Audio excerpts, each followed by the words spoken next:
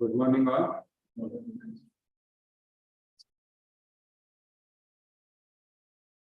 So today we are meeting here with respect to our syllabus of Indian society part. Right now, this part is also known as Indian society and social issues. Right.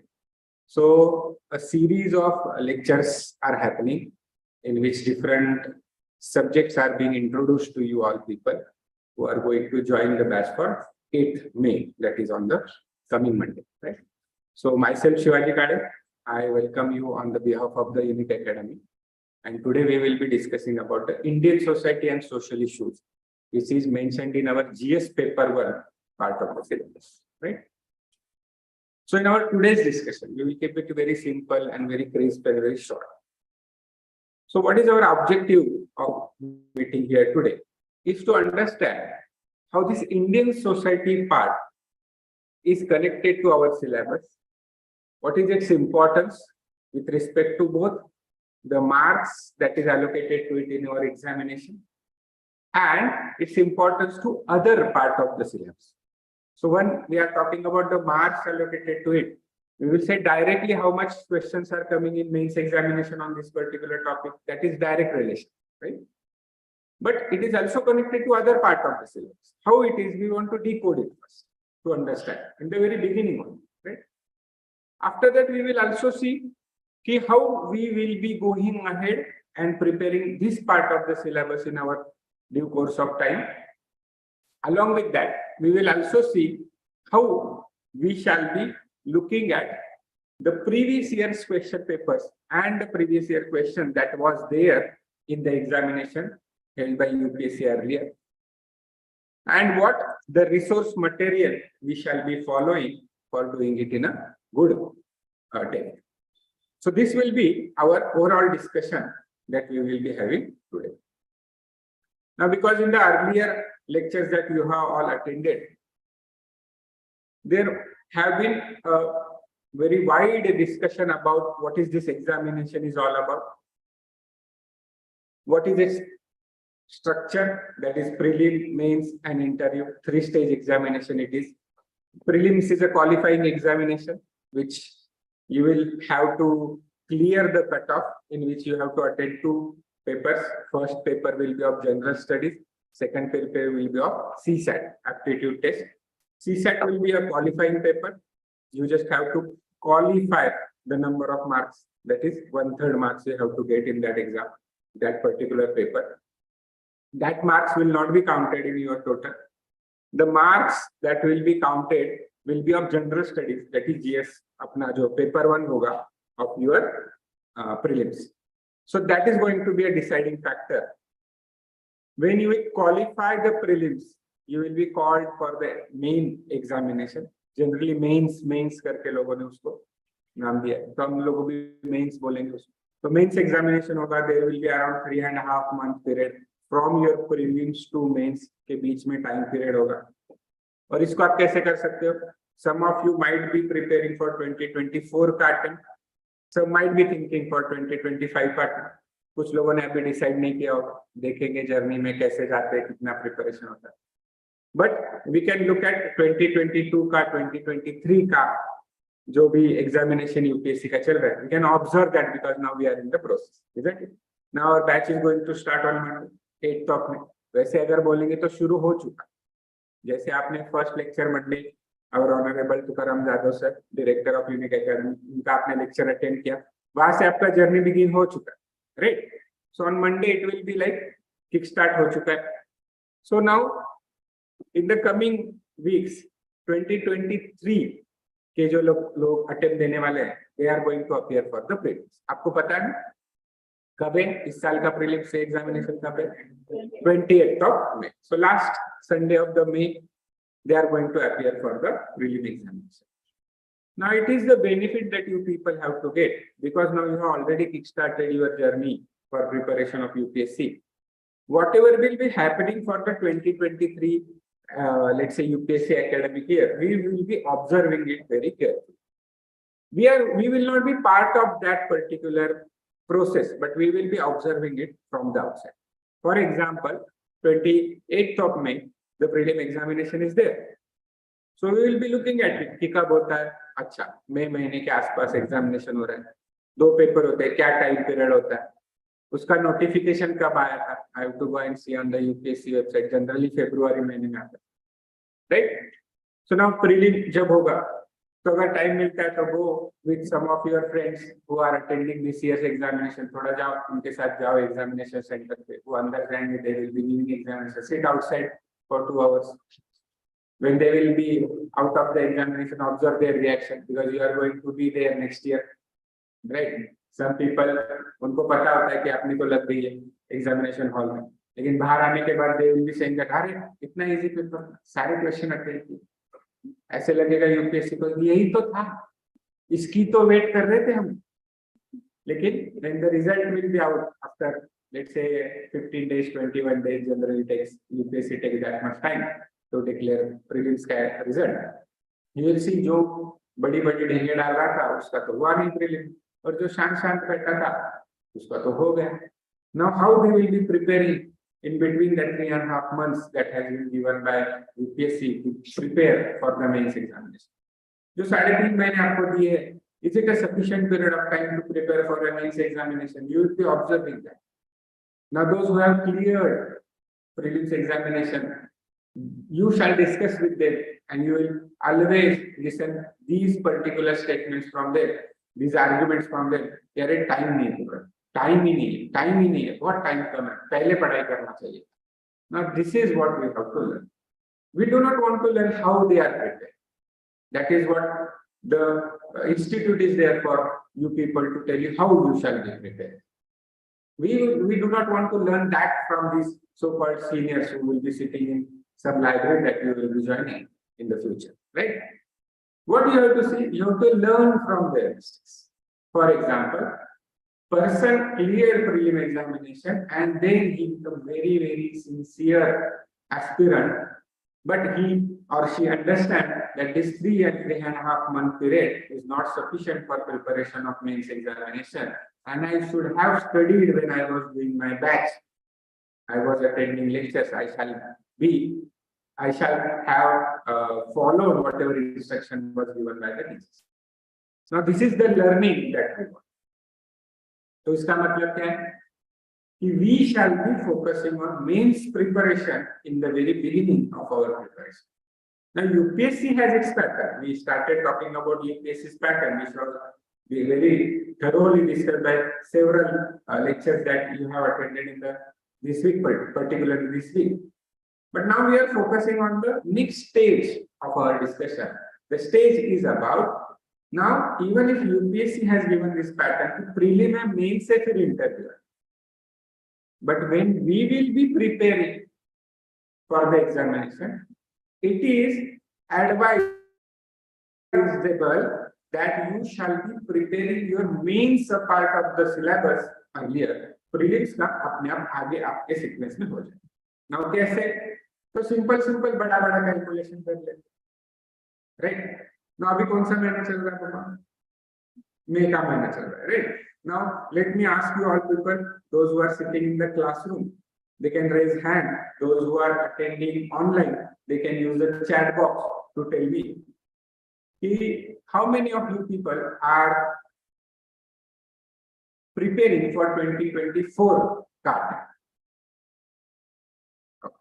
So remaining are for 2025, right? अभी एक काम करते, वापस मुझे बता 2024 वाले कौन? एक और बात, हाँ देख लेना. अरे सब लोग देख लो.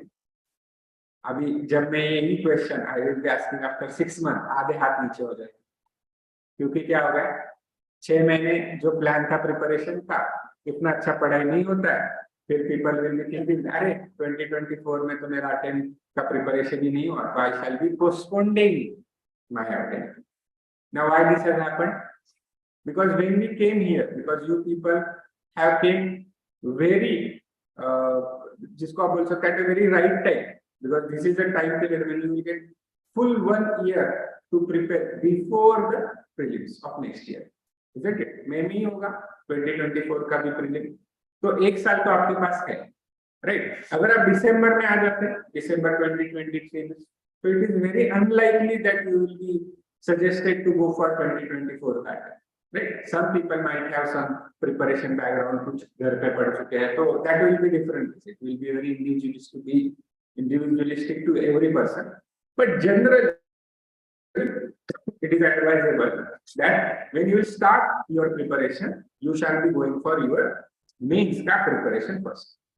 ना मेंस का प्रिपरेशन मतलब क्या है और प्रीलिम का प्रिपरेशन मतलब क्या है? एक ही तो एग्जाम है, यूपीएससी एक ही तो एग्जाम है, तो ये फर्क क्या है प्रीलिम का प्रिपरेशन, मेंस का प्रिपरेशन? तो अगर आप सिलेबस देखोगे यूपीएससी का, देखा है कहाँ पे देखते? अच्छा, ठीक है, बढ़िया है। यूपीएससी का सिलेबस सबके पास है, दिखाओ। ये तो इंस्टीट्यूट ने दिया है, इसलिए मिला है।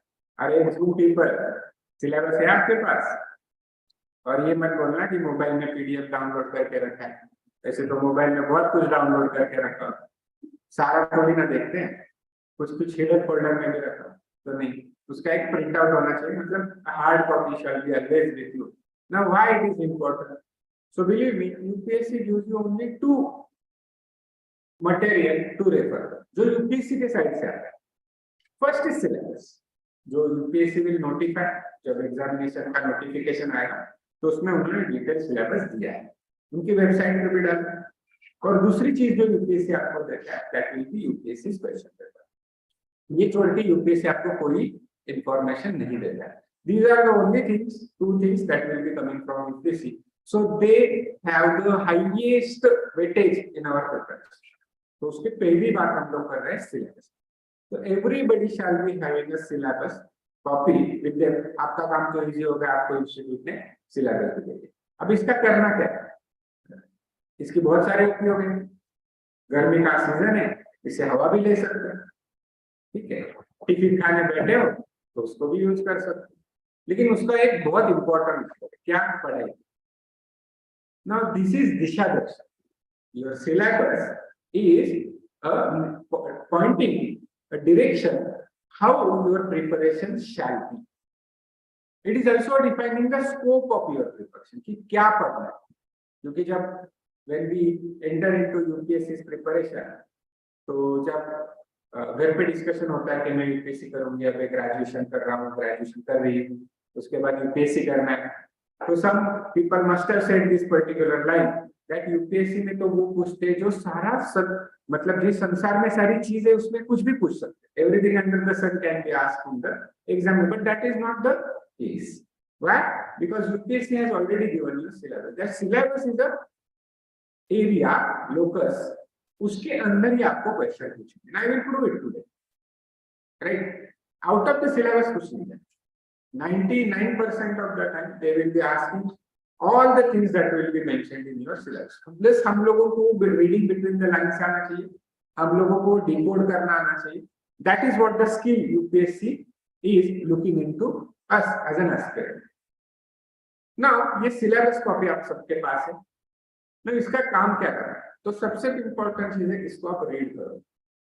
Keep on reading this syllabus again and again and again. Now you have just started with your preparation. एक सिंपल काम करो, जो भी आज से प्रिपरेशन करोगे उसकी सबसे पहली चीज करना है सिलेबस कॉपी लेना है, उसको पढ़ना है स्टार्ट टू एंड पढ़ना। पहले लगेगा ये क्या चीज कर रहे हो, इसका क्या फायदा है, बट उसका बहुत फायदा है। कैसे? तो you will understand the syllabus की एग्जामिनेशन, ये सिलेबस में आपके साथ क्या क्या चीजें दी है, and when you will be starting with any particular subject, let's say next week there are going to be NCERT based lectures, again देखा है आप लोगों ने। So any one subject that starts, let's say polity has started, history has started, geography has started, everything is being introduced to you. This is the things that are going to be there. So let's say Indian society कुछ दिनों के बाद शुरू हो गया। So when I will be coming here and talking about something related to Indian society, if you know the syllabus of that part of this let's say subject, you will be able to connect कि whatever I am discussing right now, where it is connected to, which part of the syllabus I am talking about, isn't it? If this connection is developed in the very beginning of your preparation, believe me, that is going to be very, very helpful for you people to understand even the second most important thing in your examination, that is question papers. Because when you will be looking at question paper, and yes, you shall start looking at previous year question paper from the very beginning of our preparation. For our subject, Indian society subject, I will be giving you homework also. Chalega na? Are, पक्का आधे लोग तो बोले homework ये क्या शादी थे काम करना होमवर्क ये क्या हाँ तो होमवर्क का मतलब क्या है I will give you something to do. If you do that, it will excel your preparation. It will speed up your preparation, and that is what is the most important thing from this point of speed of your preparation. Because see, graduation के तरह नहीं है कि आप arts कर रहे हो तो 3 साल का कोर्स है, इंजीनियरिंग कर रहे हो तो 4 साल का कोर्स है, मेडिकल कर रहे हो तो 5 साल का कोर्स है. It is not pre defined ना. यूपीएससी ने ऐसा कुछ बोला है कितने साल का कोर्स ही नहीं है. तो ऐसा नहीं है कि आप 3 साल यूपीएससी का प्रिपरेशन करोगे, UPSC will give you certificate that this person has attended 3 times graduation in UPSC preparation. ऐसा कुछ मिलता है? Because it is not a kind of a, let's say, university examination, or it is not a some kind of a degree. But believe me, it is more than that. You are going to learn so many things, and believe me, within couple of months only, you are going to feel. आपको feel होगा, खुद के अंदर से feel होगा. You are going to feel that I know little bit more about this world, this country, myself than I used to know before coming to this UPSC preparation. And this experience of feeling something is great.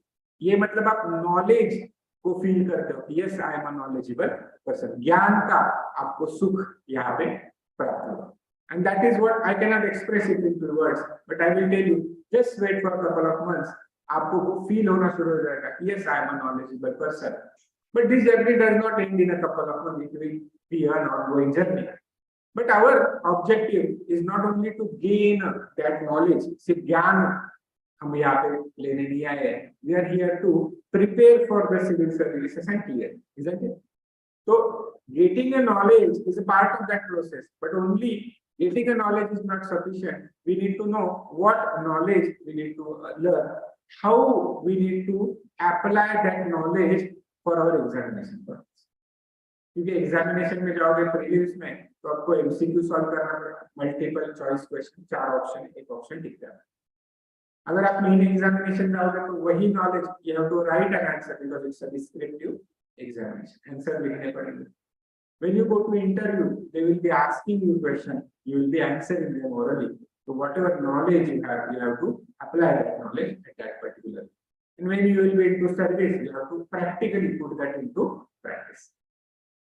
So for this purpose, this is the background that you are going to develop, gaining a knowledge. But along with gaining a knowledge, we have to also keep a very important thing in your mind. We shall be sticking to our syllabus. क्योंकि क्या होगा ना, many of the time it happens that people start preparing for UPSC and वो पे चले जाते हैं, भरकट हो जाता है. क्यों? Because they start learning something, they find it very, very interesting, and they will keep on reading about it again. For example, I think today is a national क्या है? I think the क्या होता है? Astrology, astronomy day ऐसा कुछ है. आज देखना न्यूज़पेपर वगैरह पढ़ के. न्यूज़पेपर पढ़ते हो तो अभी से शुरू करना पड़ेगा, हैबिट डालना पड़ेगा. Newspaper is a very important and integral part of preparation because contemporary event, current affairs is also very interesting. आएंगे हम लोग अभी थोड़ा थोड़ा उसको आपको इंट्रोड्यूस करेंगे. But point is that we have to stick to our syllabus. और इसमें आपकी मदद सिर्फ आप खुद ही कर सकते हो because you have to remember the syllabus. अभी रिमेम्बर करना मतलब नॉट नेसेसरी रट्टा मारना. ठीक है, टोटा पंची जैसे रट्टा नहीं मारना है. यू हैव टू नो और you have to learn the syllabus very smart. We have to able to connect to what part of the syllabus is being studied in the lectures, is being discussed in the newspaper. For example, अगर आप देखोगे तो newspaper में जो भी news आप पढ़ रहे हो वो भी आपको सिलेबस के साथ कनेक्ट करने के लिए आना चाहिए। Yes, it will take time, but that is what I have told you कि it is up to you how much you want to speed up the process, how much efficient you have to make this particular process. Speed up and efficient कैसे करोगे?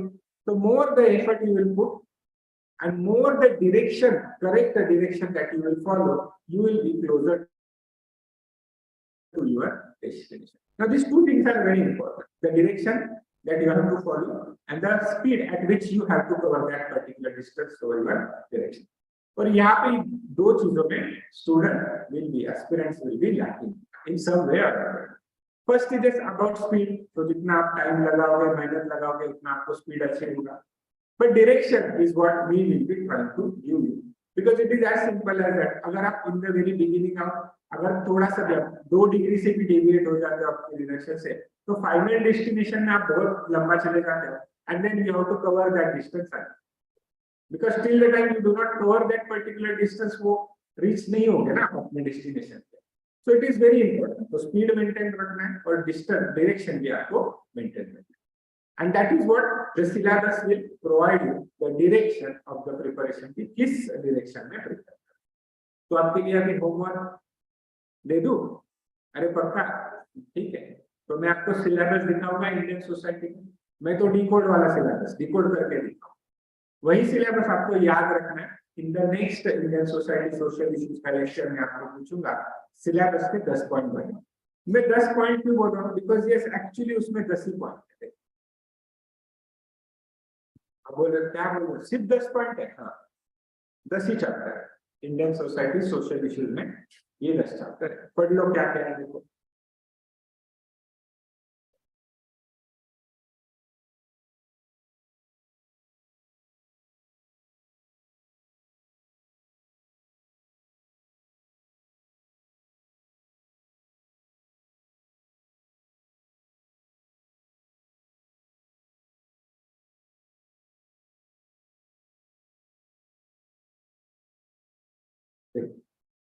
So now after reading these 10 points from the syllabus,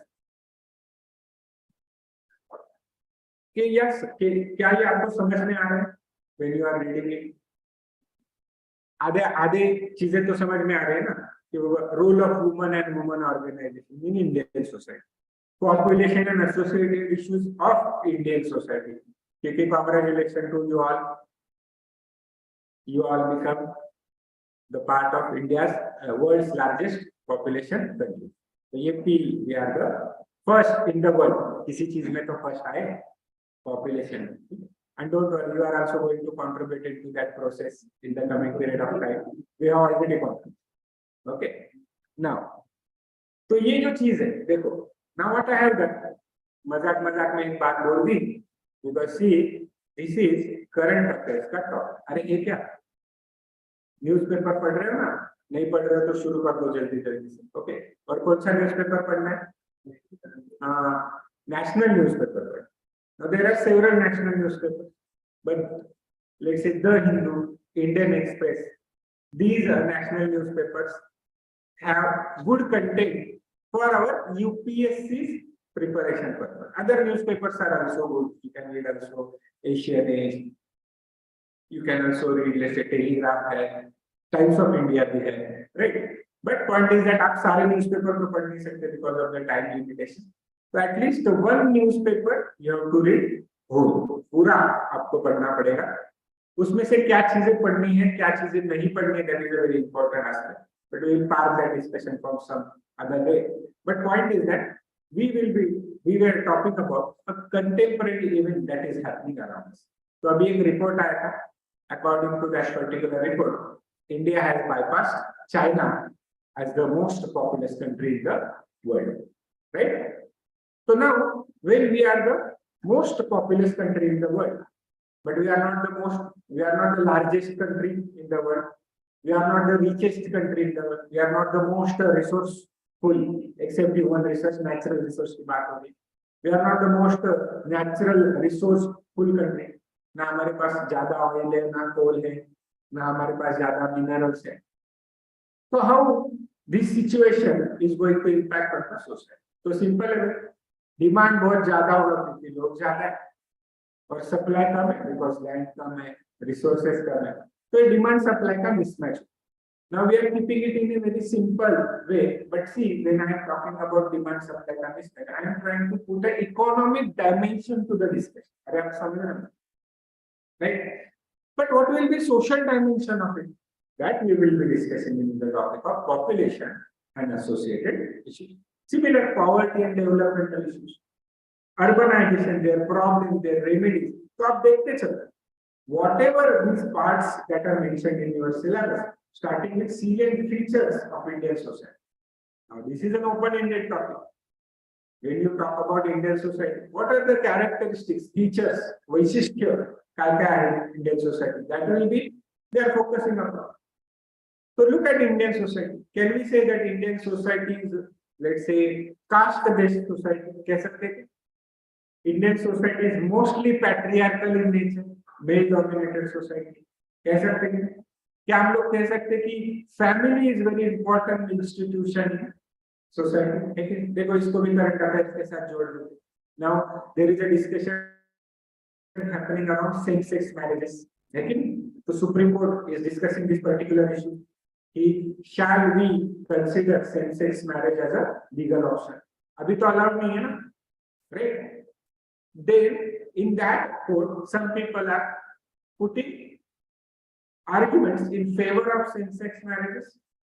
Some are pleading against it. So basically, government is pleading against it. We shall not regularize or legalize same-sex marriage.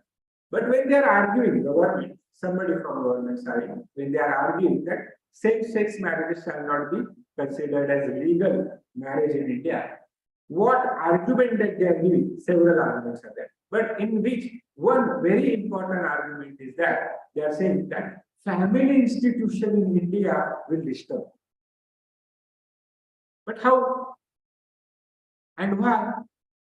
But why they are focusing upon it when they are not focusing upon it in Western countries? Because in several Western countries, including America, the concept of civil union is there, which is very similar to same-sex marriages. Then why they were not thinking about it, let's say about a decade back, when they legalized same-sex marriage in some of the states of the United States?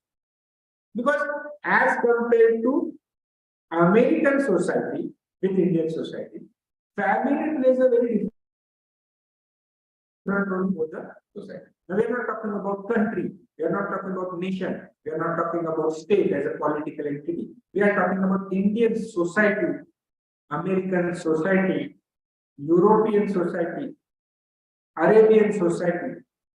These are different societies. They have different features. Some of the institution plays very, very different role in different societies. So the role family plays in India is a very different role that it plays in America. I will just give you an example and then we will move forward. Now, before you decided to start your UPSC preparation, you all must have discussed it with your parents, isn't it? आप सारे लोगों ने, when you decided to start your journey of UPSC preparation, आप सब लोगों का आपके family members के साथ, enlarging the records. Parents are only mother and father, but suppose आपका बड़ा भाई बहन है, बहुत करीबी मामा चाचा है, तो आपका मीटिंग बैठा, मम्मी पापा चाचा मामा बड़ा भाई बड़ी बहन, छोटा भाई टाइम पास कर रहा था बीच में इधर, right? And then you decided, आप सब लोगों ने मिलकर डिसाइड किया कि नहीं, छोटा क्या करेगा, यूपीएससी करेगा, आईएएस में. पप्पू, राइट? पप्पू क्या करेगा, आईएएस का प्रिपरेशन करेगा. Now see, your preparation of UPSC is a family decision, isn't it? अरे think about it. अरे है या नहीं है? मतलब yes, large part of the decision was taken by you people. आपके पेरेंट्स ने बोला कि नहीं भाई तुम बड़े हो गए, अब तुम डिसाइड करो, whatever you want to do, we will support you. But see, after all, it was a family decision. You take all the members of the family, or at least important members of the family, look in confidence and then took the decision. America में ऐसे होता है, when they will become 14, 15, 18 years of age, they will decide what they want to do. Even if they go and ask for the family members help, their family member will say, you now take care of yourself. If you are in trouble, you can come to us.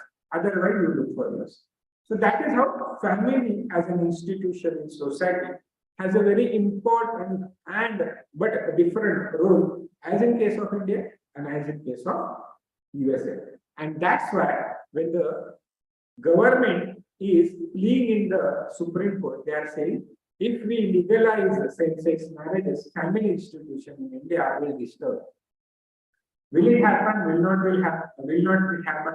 Will be decided by Supreme Court because we are the people who will be talking about it, debating about it, discussing about it from the several angles. And when the decision by the court will be there, we will read it into our current affairs through the newspapers and other. But point is that see how these issues are related to different features of Indian society. Look at other point, urbanization, globalization, and Indian society. Now, globalization, as you all know, is a phenomenon when the world is coming together, isn't it? You have talked about it. Now, it has happened because of the communication that is developing, or let's say transport facilities that are developing. The trade is integrating. Now, we are connected to the world. Everything is coming from here and there. जैसे हम यहाँ पे बैठे देखो कितनी सारी चीजें बाहर से आई हैं, इंडिया में बनी नहीं है. फॉर एग्जांपल ये लैपटॉप इंडिया में थोड़ी बनते इंडिया मतलब फैक्ट्री में भी in India, but it's outside ना. थोड़ी डेल का कंपनी इंडियन है या लिनोवा का कंपनी इंडियन का है या एप्पल का कंपनी इंडियन है, नहीं है, सारा बाहर से आ रहा है. सो व्हाट इज हैपनिंग, ये Zoom that we are using, Zoom पे लाइव चल रहा है, थोड़ी ना इंडियन कंपनी, इंडिया में नहीं बना. यूट्यूब लाइव चल रहा है, थोड़ी ना इंडिया में बना, isn't it? Look at this Samsung का वर्क, it is नहीं, इंडिया में नहीं बना. So what is we are discussing here कि world is integrating into world, but इसका इंडियन सोसाइटी पे क्या इफेक्ट होगा, that is what we have to discuss here. So from this particular, now these are some of the ideologies: communalism, communityism, communalism, regionalism, secularism. तो ये क्या क्या है, ये हम लोग in the due course of time we are going to discuss it. So today we will not be going into any one particular topic and discuss it. In the upcoming lectures, when we will have Indian society lectures, we will start with the first topic of seeing the features of Indian society, and we will go into very details of every aspect of it, covering different dimensions that have asked in the examination or may be asked, may or will be asked in the upcoming examination. वो सारे हम उसमें बात करने की कोशिश करेंगे. But point here today is that we will be seeing कि what are the different parts are mentioned in our syllabus. Now सबसे इसमें अच्छी चीज जो है about remembering or studying or by hearting the syllabus is that सबसे छोटा syllabus इसी सब्जेक्ट आप कंपेयर कर लेना. ये दूसरा टास्क पे आप लोगों को होमवर्क, ठीक है, कोई लिख के ले रहा है कि नहीं ले रहा, क्योंकि नेक्स्ट टाइम मैं जब लेक्चर लेने आऊंगा मैं तो पूछूंगा, isn't it? जिसने किया है उसका स्पीड अप हो गया प्रोसेस, जिसने नहीं किया है उसका स्पीड अप नहीं हुआ. It is as simple as.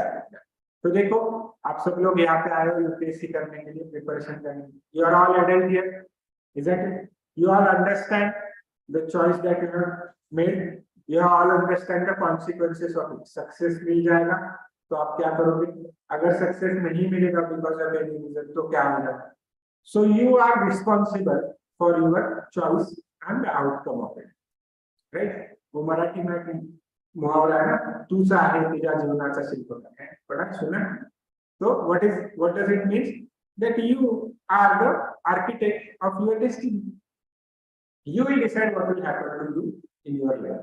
Means your actions will determine the influence. So ये एक्शन, ये तो बड़ी बड़ी बात होगी, फिलोसॉफिकल कोट बोल डाला, ये सब ठीक है, ये ऐसे में यूज करेंगे, कोई वेस्ट नहीं जाएगा. जो भी डिस्कशन यहाँ पे होगा ये सारे कोट्स हम लोग ऐसे में यूज कर सकते हैं, but at a practical level उसका मतलब क्या है. तो your action shall be in the direction of your preference. तो सबसे पहले चीज हम लोग इंडियन सोसाइटी का सिलेबस याद करके आएंगे नेक्स्ट टाइम आते हो, और दूसरी चीज करेंगे पूरा जीएस का सिलेबस हम लोग देखेंगे। Now when I am talking about GS का syllabus, as I have mentioned about the notification and syllabus given to you, दो सिलेबस दिए हैं, एक प्रीलिम्स का सिलेबस है और एक मेन का सिलेबस। तो एक्चुअली अगर आप देखोगे तो जो प्रीलिम का सिलेबस है उसको ही उन्होंने एनलार्ज करके मेंस के सिलेबस में दिया है, and some extra part of given. So generally whenever I will be referring to the term syllabus, I will be indirectly referring to main का syllabus. तो main का syllabus आपको देखेंगे। तो उसमें जनरल स्टडीज पेपर 1 में आप जाओगे तो आपको मिलेगा history, geography, polity, sorry history, geography, Indian society, ये 3 सब्जेक्ट आपको उसको एक साथ करके दिए गए।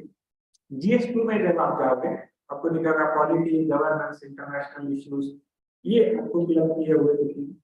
When you will go to GS3, you will see economics, you will see environment, you will see science and technology, disaster management, and some more things there club together. Agroeconomy भी है उसमें थोड़ा सा बात, तो वो भी आपको वहाँ पे क्लब किया होगा।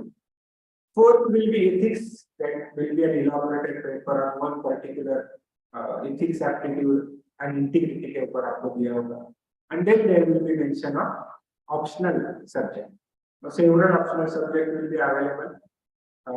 आपके जो notification में they have given it, उसमें से आपको एक choose करना है, and that will be the decision you have to take it. Let's say coming, let's say few weeks, आपको लेना पड़ेगा कौन सा आपको optional subject लेना है if you are going for 2024. Which majority of you have told me, अपने hand raise करके बताया कि almost 95% of the people are going for 2024. तो आप लोगों को ऑब्वियसली ऑप्शनल भी चूज करना पड़ेगा, and optional lectures will start in the month of July, mid of July. So till the time you will decide with your optional subject, and then आपका optional का journey भी start हो जाएगा।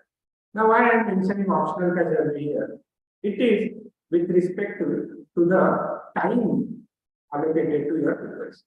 अब आते हैं जो थोड़ी देर पहले हम लोग बात कर रहे थे, नाउ इज मई 2022, सही है क्या? सही है ना? आपका एग्जामिनेशन कब होगा? सही है? अरे and let's keep it very very interactive. Okay, सत्संग थोड़ी ना चल रहा है कि बाबा आए, बाबा ने प्रवचन किया, बाबा चले गए, भक्तों का क्या हुआ पता है? तो ऐसे नहीं, as much as interactive it shall be, you can keep it. क्योंकि देखो जितना आप इंटरैक्टिव रखोगे आपका फायदा ज्यादा, isn't it? ना प्रीलिम है 2024 में, तो देखो टाइमलाइन लगा के 12 महीने, अब इसको डिवाइड करते हैं दो चीज।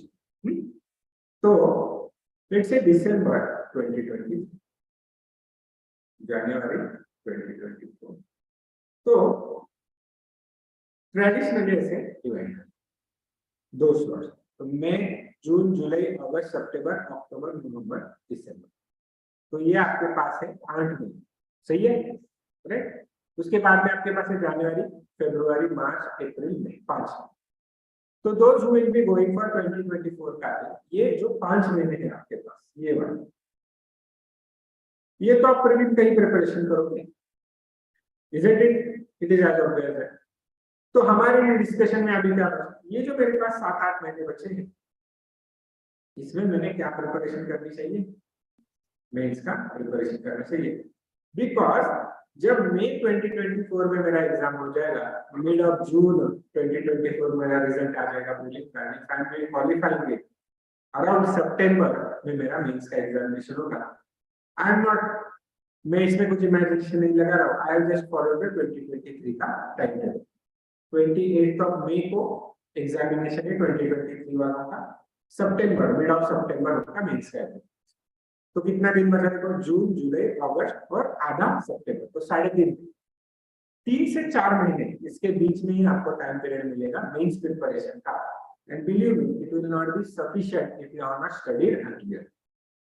और ये भी मैं कह रहा हूँ इसलिए मत मानो, now you will be joining some let's say library वगैरह, रूममेट मिलेंगे, 4 सीनियर सो कॉल्ड सीनियर्स मिलेंगे जो ज्ञान बांटेंगे आपको, तो उसमें से जो भी प्रीलिम फेल हो रहा है या पास हो रहा है उसकी आप एक्सपीरियंस ले लो, वो आप फील करो कि 3 महीने में मेंस का प्रिपरेशन करना is very very challenging, very very difficult if you have not studied earlier.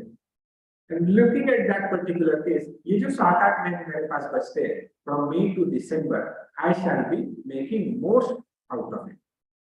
लेकिन उसमें भी आप देखो preparation, now we are talking about July 2024 में शुरू हो जाएगा अपना ऑप्शनल्स। अरे हो जाएगा क्या? राइट। एंड अराउंड चलो डिस्कशन करते हैं कि 5 महीने से 6 महीने ऑप्शनल चलेगा आपका, तो फॉर ए डिस्कशन पर्पस कहते हैं कि जुलाई टू दिसंबर आपका चला। तो इसका मतलब क्या है? ऑप्शनल सब्जेक्ट है, 500 marks are allocated to it. You have to have 2 papers, paper 1 and paper 2 of optional subject. देखा है ना पैटर्न? देखा है ना? अरे देखा है नहीं देखा? और दूसरी चीज क्या है? General studies, as it is mentioned in the name only, it is general in nature. There will be several subjects, but the depth will not be much. It will be shallow in the depth as compared to when you will go for your optional subject preparation. और ये UPSC के आपको notification में भी mention किया हुआ दिखेगा कि ऑप्शनल सब्जेक्ट की let's say preparation level, or let's say the question that will be asked about optional जो पूछेंगे, they will be about the masters. तो ग्रेजुएशन टू मास्टर्स के बीच का जो लेवल होगा उसमें difficulty level they will be going for. That means, for a very simple term, general study we have to cover many subjects but at a little level. In optional subject you have to cover one subject but in a higher level.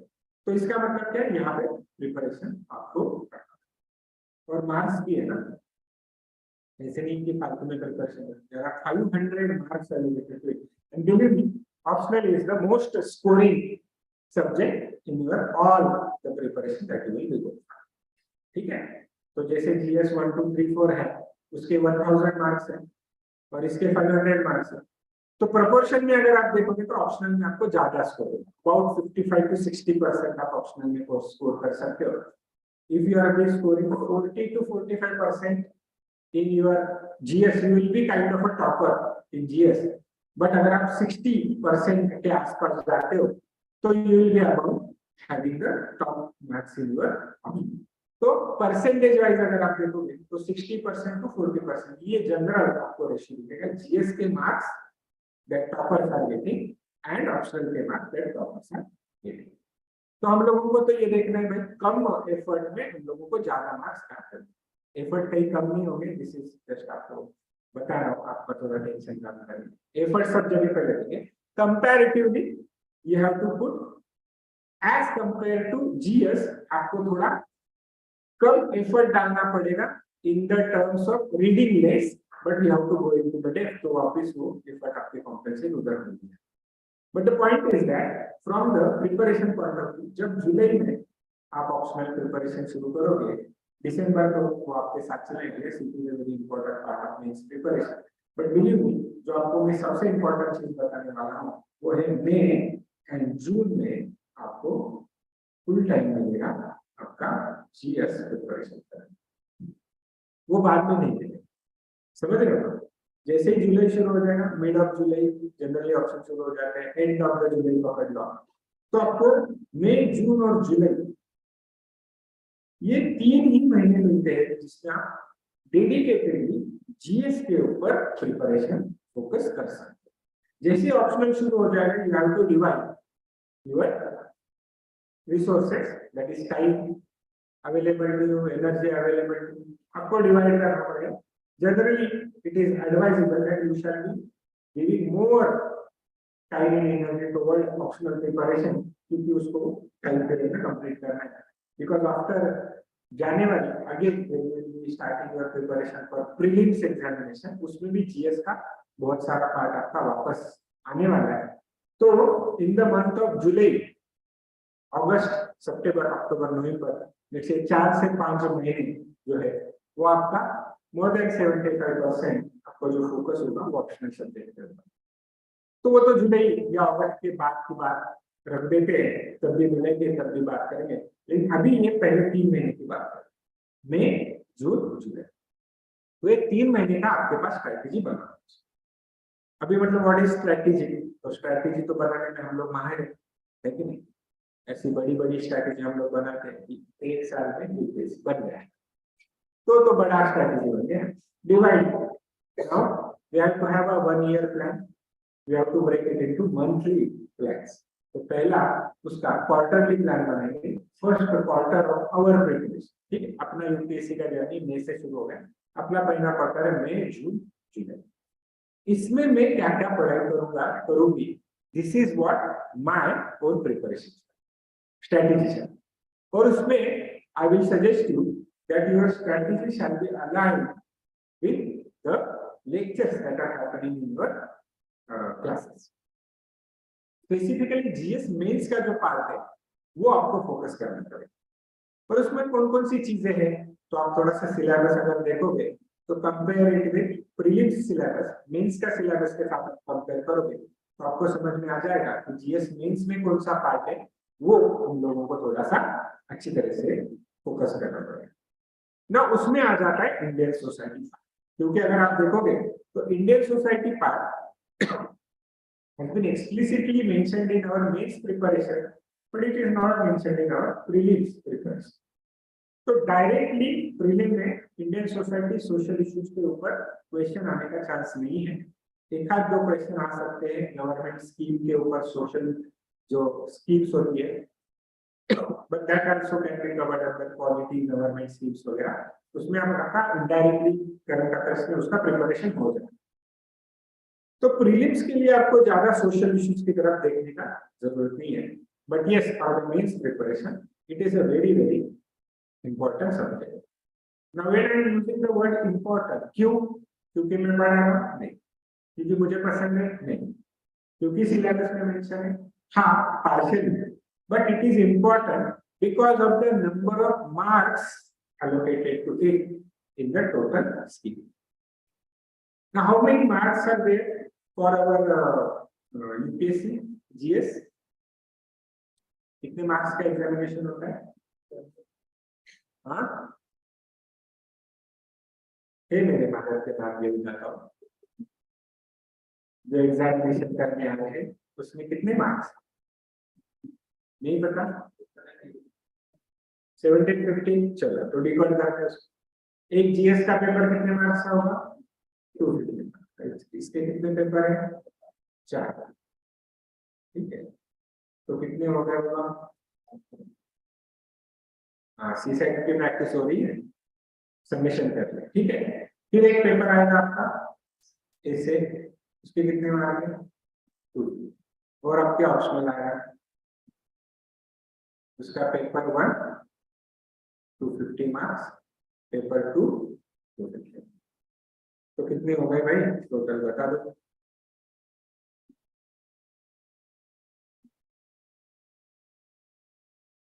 सही है। तो इतने marks का आपका main examination होगा। Prelim है 200 marks का।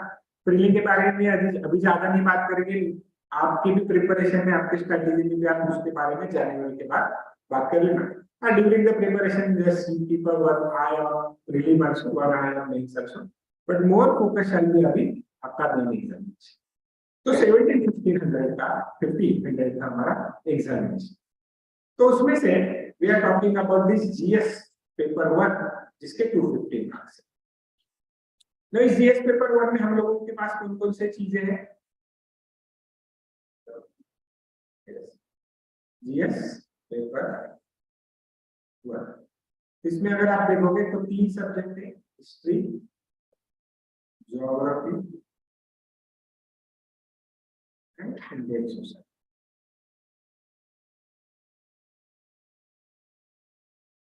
कुछ सोशल इश्यूज भी बोल सकते हैं उसको। Now why they are also called as social issues, because most of the question that they will be asking not always on the issues that are in Indian society. समझ गए? तो Indian society है, society में कुछ issues हैं, वो issues के ऊपर हमेशा क्वेश्चन पूछे जाते हैं। लुक एट द सिलेबस होगी ना, poverty and development issues, urbanisation and related issues, population and associated issue, मतलब जो सोसाइटी है उसका जो फीचर है या उसका जो कैरेक्टरिस्टिक्स है या उसका जो भी चीज है उसके रिलेटेड कोई ना कोई इश्यू होगा, उसके ऊपर क्वेश्चन पूछेंगे। और उसका भी एक लॉजिक है, because you are going to be a public servant, government servant, और ये सोशल इश्यूज को सॉल्व करने के लिए तो आप जा रहे हो। अरे समझ रहे हो ना, ऑन डिफरेंट स्केल या डिफरेंट एरियाज में आप काम करोगे, और ये जो इश्यूज है इसी के ही सॉल्यूशन के लिए आप गवर्नमेंट के you will be the focal point of the implementation of government agencies आपको, राइट। और इसीलिए आपको ये पता होना चाहिए, इसीलिए आपके सिलेबस में दिया।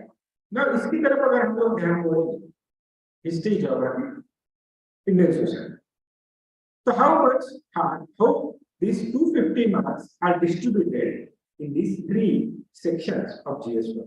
किसने एनालिसिस किया? अरे किसी ने किया होगा तो चाय पिलाओ अभी इमीडिएटली, मतलब लेक्चर के बाद जाएंगे इधर चाय की दुकान, चाय पी के आ। किसी ने किया? रहे कोई माइक में ला, किसने किया? नहीं, लाली भी चली नहीं। तो अपने लेक्चर में एक स्कीम रहेगा, मैं लेक्चर में क्वेश्चन पूछूंगा, आंसरिंग द क्वेश्चन, उस पर चाय पिलाओ, ठीक है। एंड मैं चाय पिलाता हूँ और उसके बहुत सारे फोटो आपको मेरे इंस्टाग्राम पे दिखेंगे, लास्ट ईयर के बैच में चाय विद स्टूडेंट्स। और एक स्कीम और एक भी एक स्कीम बताओ, बट वो चैलेंज है। हाँ, 80 मार्क्स किसको? तीनों को 80 इंडियन सोसाइटी को 80 और बाकी लोगों को 80 और 90। अच्छा चलो, एडिशन तो 250 कर दी, कोई बात। अभी देखते चेक करते ये सही है गलत है, ठीक है। अगर सही होगा तो चाय पिलाएंगे भाई, नहीं होगा तो भाई सब क्लास को चाय पिलाएंगे। तो अगर हम लोग करेंगे प्रीवियस ईयर क्वेश्चन पेपर का एनालिसिस, तो कितने मार्क है उसका हम लोगों को अंदाजा आ जाएगा।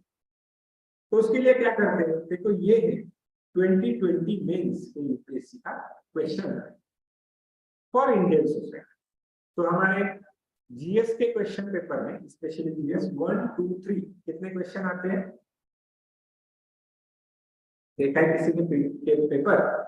नहीं, 20 क्वेश्चन आते हैं पक्का, आसपास आते हैं, मतलब मूड पे आता है यूपीएससी नहीं। आज लग रहा है 21 से डाल देते, भगवान का नंबर है डाल दो, गलती से 786 ना डाल दे क्वेश्चन, फिर तो गड़बड़ है। हाँ तो बताओ कितने क्वेश्चन होते हैं? 20 क्वेश्चन होते हैं, सही है, बढ़िया। और कितने मार्क्स के होते हैं?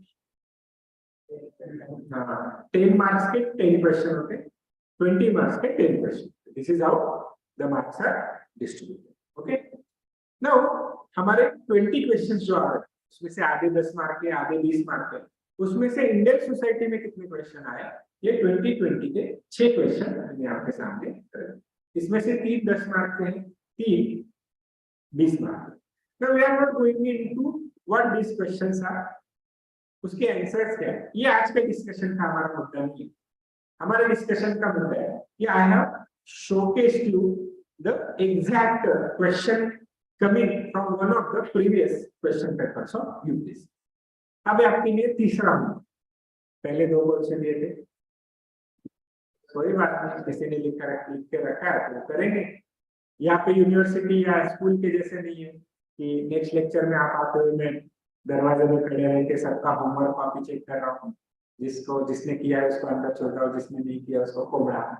तो ऐसे कुछ नहीं होगा, this is all we have to do on your own. So point is, third आपके लिए टास्क है that you have to go and do the analysis of UPSC 2021 mains GS1 का paper, along with that 2022 GS1 का paper. और उसमें से आपको सिर्फ क्या फाइंड आउट करना है, how many questions were there? 20, 10 marker कितने थे? 10, 20 मार्कर कितने थे? 10। तो इंडियन सोसाइटी को कितने क्वेश्चन है वो आप देखो, ऑब्वियसली आप देखोगे पूरे 20 क्वेश्चन पढ़ोगे उसके लिए तो आपको ये भी समझ में आएगा कि हिस्ट्री के कितने क्वेश्चन आए थे, ज्योग्राफी के कितने क्वेश्चन। तो देखो इंडियन सोसाइटी का पढ़ाई शुरू कर दिया तो अपने आप आपका हिस्ट्री का भी एक डायमेंशन क्लियर हो गया, ज्योग्राफी के बारे में आपको कुछ अच्छा पता चला। तो when your history and geography lectures are happening, you have little bit more knowledge with you as compare to other. समझ रहे हो? और यही बात मैं कर रहा हूँ कि how you speed up your process. तो आपके ऊपर आप कितना स्पीड अप करना चाह रहे हो। तो मैंने 2020 का आपको यहाँ पे दिखा दिया, 2021 और 2022 का आप करोगे एंड जैसे ही सितंबर में 2023 का मेंस का पेपर हो जाएगा तब तो हम लोग मिल रहे होंगे। At that time we will discuss the answers. आज तो हम लोग सिर्फ क्वेश्चंस देख रहे हैं, उसके आंसर्स में नहीं जा। और पहचानने का कैसे कि which question is belonging to Indian society part and which question is not part of that. So syllabus will be the will going to help you. इसका हम लोग 2020 के क्वेश्चन का एनालिसिस करते हैं to understand why this is an Indian society. Now देखो cast के ऊपर क्वेश्चन सही है, क्वेश्चन पर कास्ट के ऊपर पूछा कि कास्ट इंडियन सोसाइटी में क्या उसका पोजीशन है, वो लॉस्ट हो रहा है या रीगेन कर रहा है। That is what the question is asking ना। कास्ट तो क्या आपका क्या opinion, is caste is losing its relevance in Indian society और is it gaining the relevance, is it what is happening, losing. तो अगर ये क्वेश्चन आ जाएगा आंसर लिखने का losing end of the question next, ऐसे कर सकते हैं नहीं। So it will not be that simple. That's why this is the question in our examination. So we have to see the both the dimension of it, and then we have to conclude one of the dimension, right? So, but point is that caste के ऊपर आपको question पूछा है, which is one of the salient features of Indian society. That's why this is an Indian society question. आगे देखो, पहले तो अगर आप बोलोगे तो आप बोलोगे कोविड-19 पैंडेमिक, ये तो साइंस एंड टेक्नोलॉजी का क्वेश्चन दिख रहा है। बट आगे जैसे जैसे आप पूछोगे तो देखो class inequalities and poverty in India के बारे में पूछा। तो ये थोड़ा सा आपको इकोनॉमिक्स की तरफ भी झुका हुआ दिखता है question. But now what is happening, because they have asked it in GS paper 1 and not in GS paper 3, फर्क समझ गए? That's why you need to know the syllabus की कहां पे क्या दिया है। जो जीएस पेपर 1 में अगर उन्होंने क्वेश्चन डाला है तो जब आप आंसर लिख रहे हो तो economic dimension will be one of the dimension, other dimensions shall be more focused on social angle. आपने अगर सिर्फ इकोनॉमिक डायमेंशन लिखा तो उसको ज्यादा मार्क्स नहीं मिलेंगे, because UPSC expected social dimension from your answer and that's why they asked in paper 1 and not in paper 3। अरे समझ रहे हो? और इसीलिए एनालिसिस करना इंपॉर्टेंट। आगे का क्वेश्चन देखो, रीजनलिज्म। अभी ये तो बड़ा सिलेबस में ही पॉइंट दिया था, अरे याद आ रहा है ना, लिख लिया था कि कुछ लोगों ने सिलेबस भी लिख लिया था। देखो पॉवर्टी के बारे में अभी क्वेश्चन पढ़ा आप लोगों ने, रीजनलिज्म का क्वेश्चन अभी देखा है सिलेबस में। और देखते हैं diversity and pluralism threat to due to globalisation. क्या है ग्लोबलाइजेशन, मेंशन किया था सिलेबस में, ब्रीफली डिस्कस भी किया हम लोगों ने। अभी देखो ग्लोबलाइजेशन अगेन इकोनॉमिक्स के भी एंगल से पढ़ सकते हैं, लेकिन जो ये उन्होंने पूछा है globalisation with respect to diversity in India. अभी कौन सा डाइवर्सिटी की बात कर रहे हैं? कल्चरल डाइवर्सिटी, लिंग्विस्टिक डाइवर्सिटी, अरे फूड हैबिट का डाइवर्सिटी, क्लॉथ अपीयरेंस का डाइवर्सिटी, थिंकिंग प्रोसेस का डाइवर्सिटी। हम लोग बोलते हैं ना कि इंडिया में बहुत सारे भारत है या भारत में बहुत सारी इंडिया है, इसका मतलब क्या है? अगर आप मुंबई में जाओगे तो अलग कल्चर है, पुणे में जाओगे तो अलग कल्चर है, कोल्हापुर में जाओगे तो अलग कल्चर है, उसके एक छोटे से गांव में जाओगे तो अलग कल्चर है, छोटे से कस्बे में जाओगे, ट्राइबल आदिवासी पाड़ा में जाओगे तो अलग कल्चर है, अलग थिंकिंग है, अलग प्रैक्टिसेस है। सारे इंडियन ही है, सारे भारत में रहते हैं, लेकिन फर्क देखो कितने। So why this is happening, because this is also one of the part of diversity. Pluralism मतलब रिलीजियस प्लूरलिज्म, लिंग्विस्टिक प्लूरलिज्म और बहुत सारे डायमेंशन। आज आंसर में नहीं जाते, but just to make you understand the terminologies that are used. These are social aspects of Indian society, but are connected to globalization और यही उद्देश्य है। आगे का क्वेश्चन देखते हैं। अभी fifth question is little bit difficult, but customs और ट्रेडिशन के बारे में आपको उन्होंने कुछ पूछा आगे related to Indian society and then now this is tricky one. अभी बहुत सारे लोगों को it will be difficult to connect to Indian society and social issues. That is what is the googling the examination has played with you. कि फसवा ball डाल रहे थे, you did not understood कि कैसे बॉलर यहाँ पे बॉल डाल रहा है, तो बैट्समैन हमेशा कंफ्यूज रहेगा. That is what they done. देखो क्वेश्चन पूछा उन्होंने digital initiatives during the education system, तो आपका आंसर एलाबोरेट करो. तो बहुत सारे लोग इसको government schemes, polity, governance, economics, हर सब्जेक्ट में इसको कनेक्ट कर सकते हैं. Science and technology because digitalisation की बात हो रही है, एजुकेशन बिकॉज फिर किसी और की बात हो रही है, गवर्नमेंट स्कीम. बट देखो आप अगर शांति से इसके ऊपर सोचोगे, सबसे पहला क्यू है because it is a GS paper 1, ना हिस्ट्री का क्वेश्चन है ना ज्योग्राफी का क्वेश्चन है, तो बचा किससे? Indian society. तो yes, now you have to open up your mind, you have to see कि कैसे फर्क पड़े. और अब इसका एक आपको मैं पॉइंट बता देता कि how society influence even digital initiatives in education. Now we are all fortunate that we live in such a family, especially or social surrounding, where resources are available in plenty, and also our family members are comparatively educated and more egalitarian in nature as compared to the traditional or the orthodox Indian society. But just I will give an example. Suppose think about a family who is living in a rural area where there is only one mobile phone, smartphone available with the father. घर में एक ही mobile phone with the father, and there are 3 children, 2 boys and 1 girl. Both all the 3 are in school. सबसे बड़ा लड़का है, बीच में बैठी है, और सबसे छोटा भी है, लड़का. And now digital education is happening. Online class चल रही है, तो किसको मिलेगा mobile? Is social dimension influence this decision making? अरे करता ही नहीं. No, father is the one who is going to make the decision कि किसको फोन मिलेगा. नहीं तो वो ये भी बोल सकता है कि सब बाहर मिले और मेरे को यूट्यूब देखना. Because if he is not a learner person, if he is not a learner person, and if that person is not having that does not feel the importance of education in children's life. Yes, I am talking about poverty and associated issues. If the family is poor, if the parents are not educated, they will not be also giving much importance to children's education. तो बोले क्या करने का है, mobile phone time pass कर रहे हैं, इधर में जा रहे हैं. But suppose the parent, father especially, now why father is taking decision and mother is taking decision? Other social dimension, patriarchy, and that's why only father is having a smartphone and not mother. Poverty and associated with lack of resources. फिर किसको मिलेगा? बेटे को मिलेगा या बेटी को मिलेगा? फोन बेटे को. Point number 3. Now when we are talking about India, tell me, is it is in all the cases that the resources will be available in sufficiency? पहले तो मोबाइल फोन ही नहीं है, या ये तो आप भूल ही जाओ, मतलब लैपटॉप, स्क्रीन वगैरह, ये बड़ी चीजें आप छोड़ दो. This is for urban people. We are talking about small phone, mobile phone, ये भी एक ही है.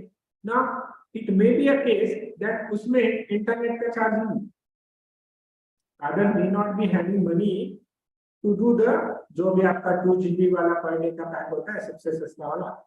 मे बी पॉसिबल है, केस हो सकता है, नहीं हो सकता है. Now think about it. Now 1/3 of our population lives below poverty line. The definition of below poverty line is that a person who earns less than 21 rupees per day, that is a person who lives below poverty.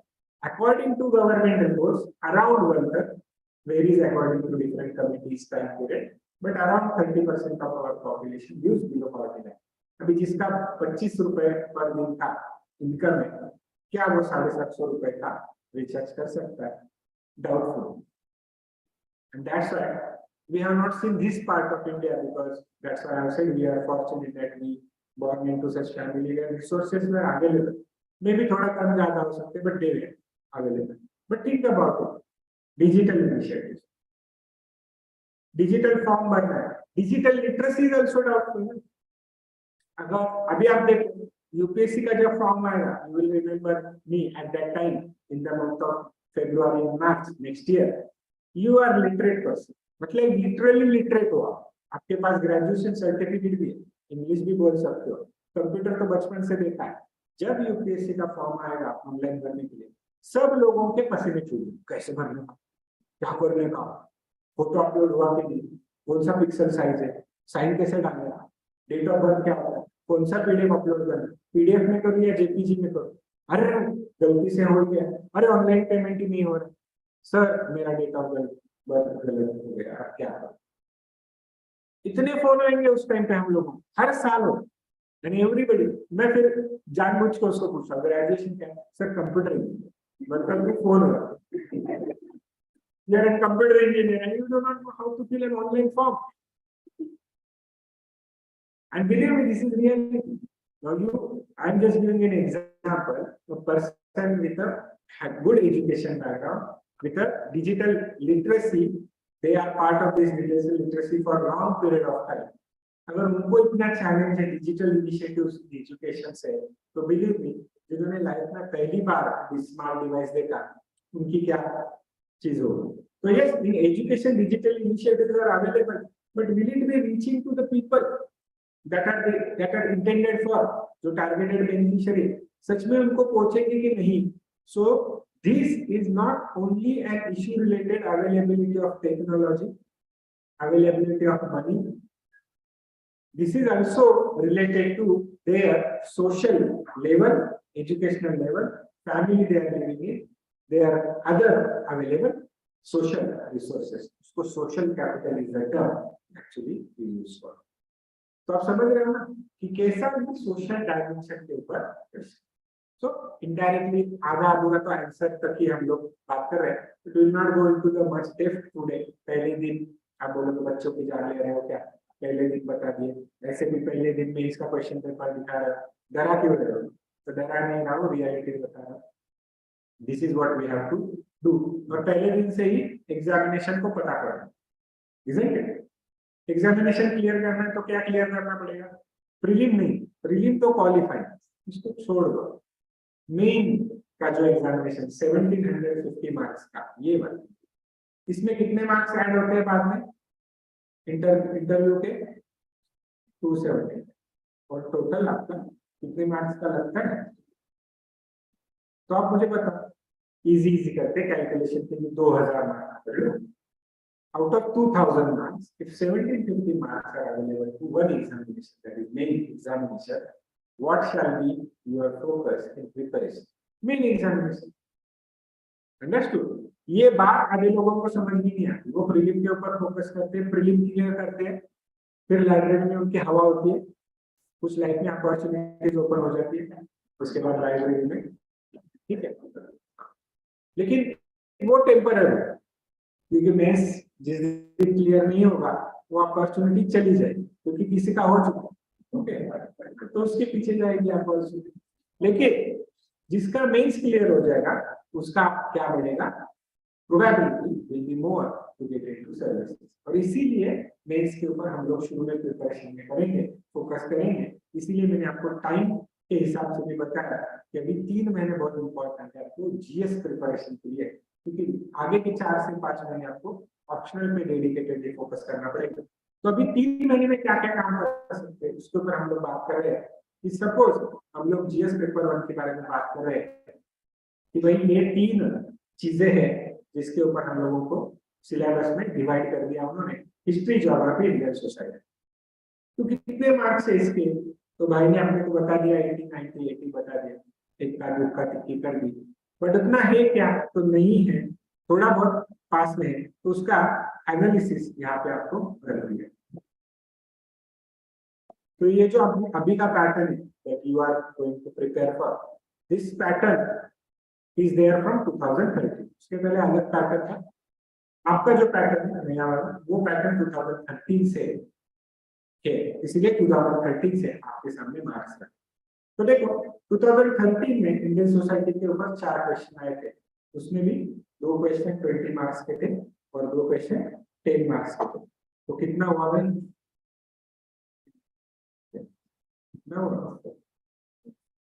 तो 60 marks का आएगा। यहाँ पे 2020 का analysis आपको दिखाया, यहाँ पे भी 3 क्वेश्चन 20 मार्क्स के आए थे और 3 क्वेश्चन 10 मार्क्स के आए थे, तो कितना हुआ?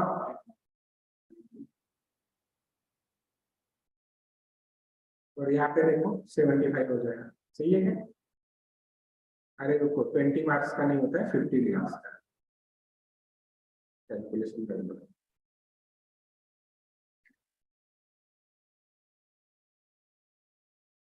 ऑप्शनल में होता है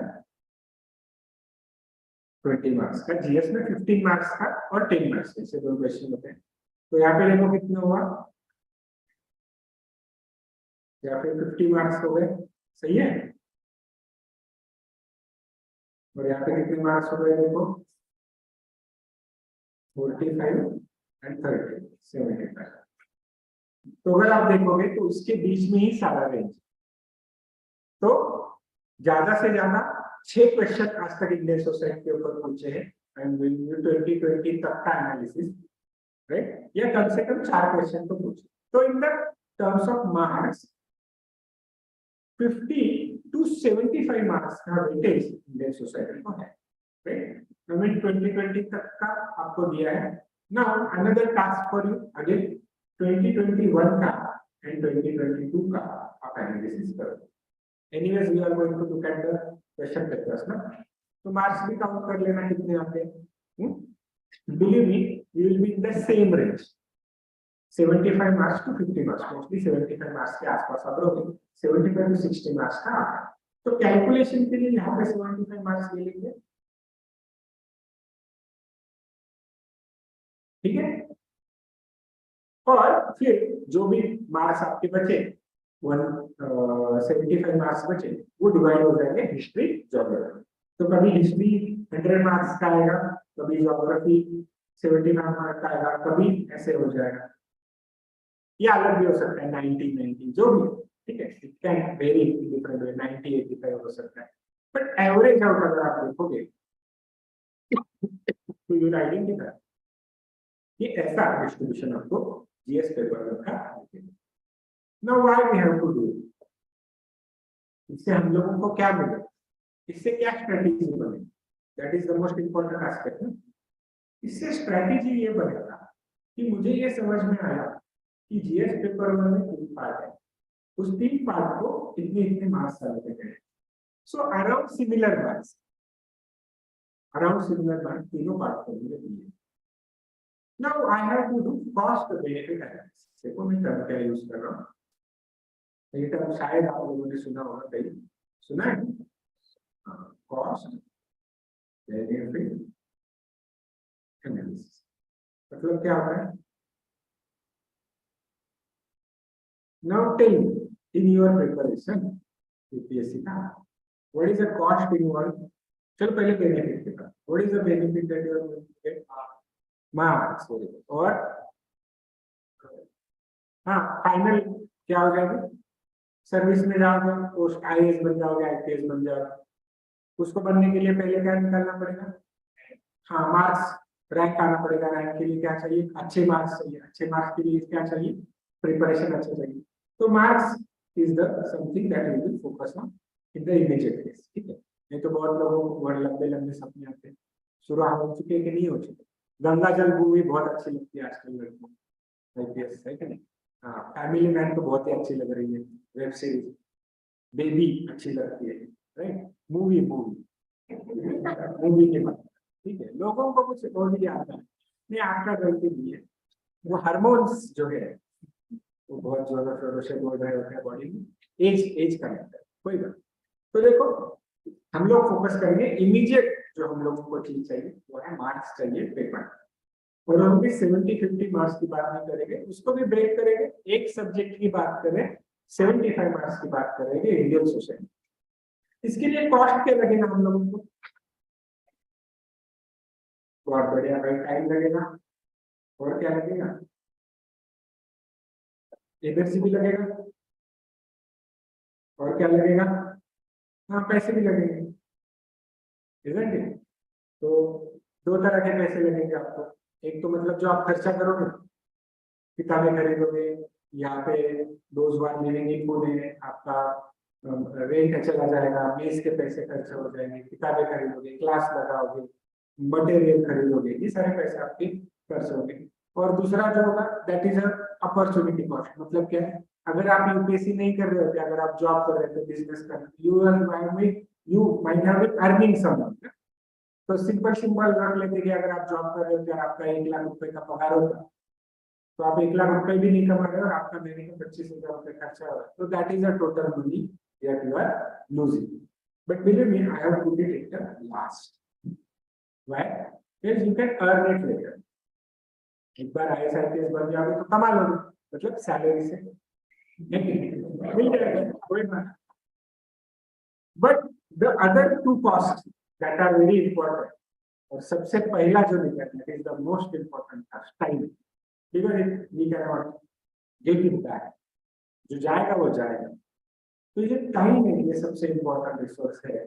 और energy, because we are all human being, machine तो है नहीं हम लोग, तो एक लिमिटेड एनर्जी होगा सबके पास। तो मैंने कितना भी चाहा कि नहीं मैं आज मतलब out of 24 hours I will be studying 23 hours, तो एक दिन 2 दिन कर पाऊंगा, तीसरे दिन में सो जाऊंगा, क्योंकि my body needs rest, my mind need अच्छो रेस्ट, मेरे ब्रेन का भी एक कैपेसिटी है, बहुत दिन उसे यूज नहीं किया है, तो वो भी थोड़ा कम करेगा शुरू शुरू में, आपको इतना क्यों काम दे रहे हो मुझे, वेब सीरीज दिखाओ थोड़ा सा एंटरटेन कर, तो उसको भी कन्विंस करना पड़ेगा ब्रेन को, आपका ये करो, ठीक है।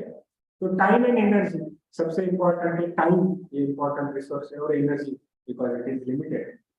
तो ये जो टाइम आप लगाने वाले हो in the preparation of any particular subject की हम लोग यहाँ पे बात करें, इन जनरल यूपीएससी में भी आपको टाइम लगेगा, but subject with respect two marks, ना इसको कंपेयर करो।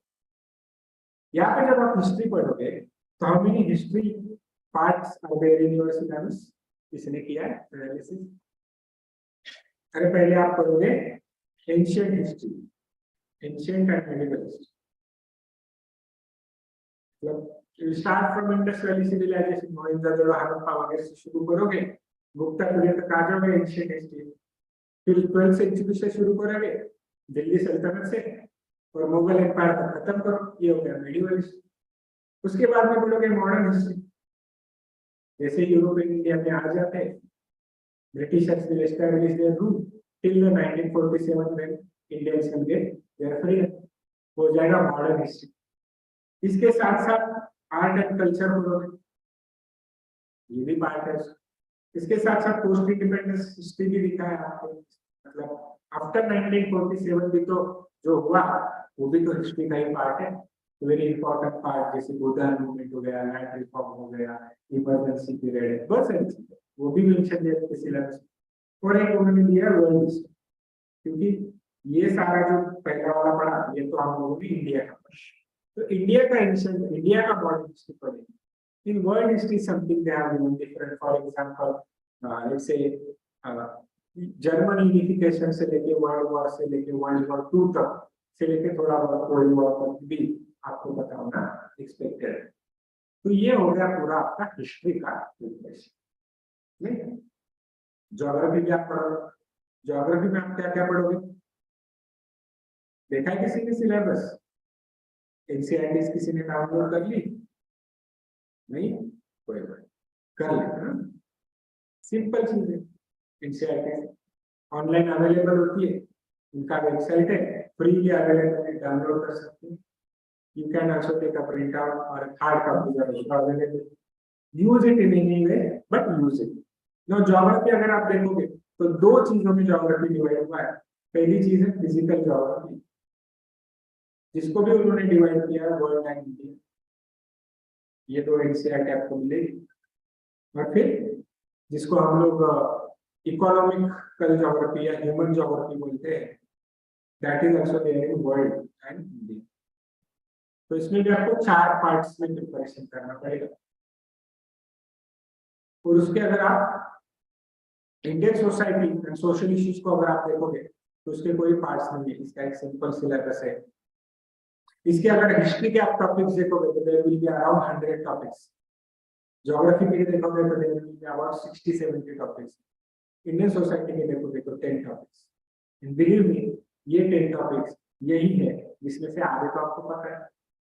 बस इसको हम लोगों को क्या करना है, थोड़ा सा एकेडमिकली पढ़ना है, थोड़ा सा उसमें करंट अफेयर्स लेके आना, थोड़ा सा टेक्निकल डायमेंशन लेके आना, तो वही डालना। वैसे ये अगर क्वेश्चन पेपर में आपके सामने अभी रख दूं, मैंने थोड़ी ना बनाया, यूपीएससी का बनाया क्वेश्चन पेपर, बिलीव मी, आज भी अगर आपको मैं क्वेश्चन पेपर दे दूं तो इसके बारे में, हर क्वेश्चन के बारे में दो तीन पॉइंट तो आप अभी भी लिख सकते हो, नहीं लिख सकते, ठीक है, सामने आपके सामने।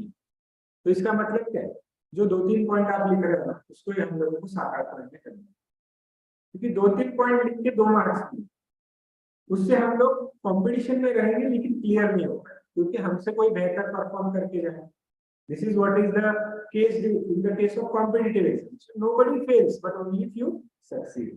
फेल कोई नहीं होता इस एग्जाम में, बट सक्सीड बहुत कम लोग होते हैं, बिकॉज उन्होंने नंबर फिक्स कर दिया। यूपीएससी ने बोला 900 लोग लेंगे तो 900 लोग फाइनल लिस्ट, उस हिसाब से वो लोग इंटरव्यू को बुलाएंगे, 2000-3000 लोग, उस हिसाब से वो 10-12 हजार लोगों को मेंस के लिए बुलाएंगे, प्रीलिम आप फॉर्म भरो उतने लोग दे सकते। तो उस हिसाब से हम लोगों को भी प्रिपरेशन करनी है कि I have to be in that top 10,000 people in the mains preparation, उससे आगे होके नहीं चले। I have to be in top 3,000-2,000 people to get that interview, and I have to be in top, let's say 800 people to get into services, and I have to be in top 100 to get into IAS. It is as simple as that. और IAS Maharashtra के जैसे तो top 10 में आ जाओ and pray to the God कि IAS का जगह है और आपके ऊपर मेहनत करो तो मिलना नहीं। But if you are into top 100, then it is guaranteed that you will get Indian administrative services. आपको मिलेगा, whatever is your first choice, you will get it if you are into top 100. That is what very good. तो देखो आपको कितना पढ़ाई करना है, अरे कितना पढ़ाई करना है, क्या क्या क्या उसका स्केल है, कितना पढ़ाई करना है आपको।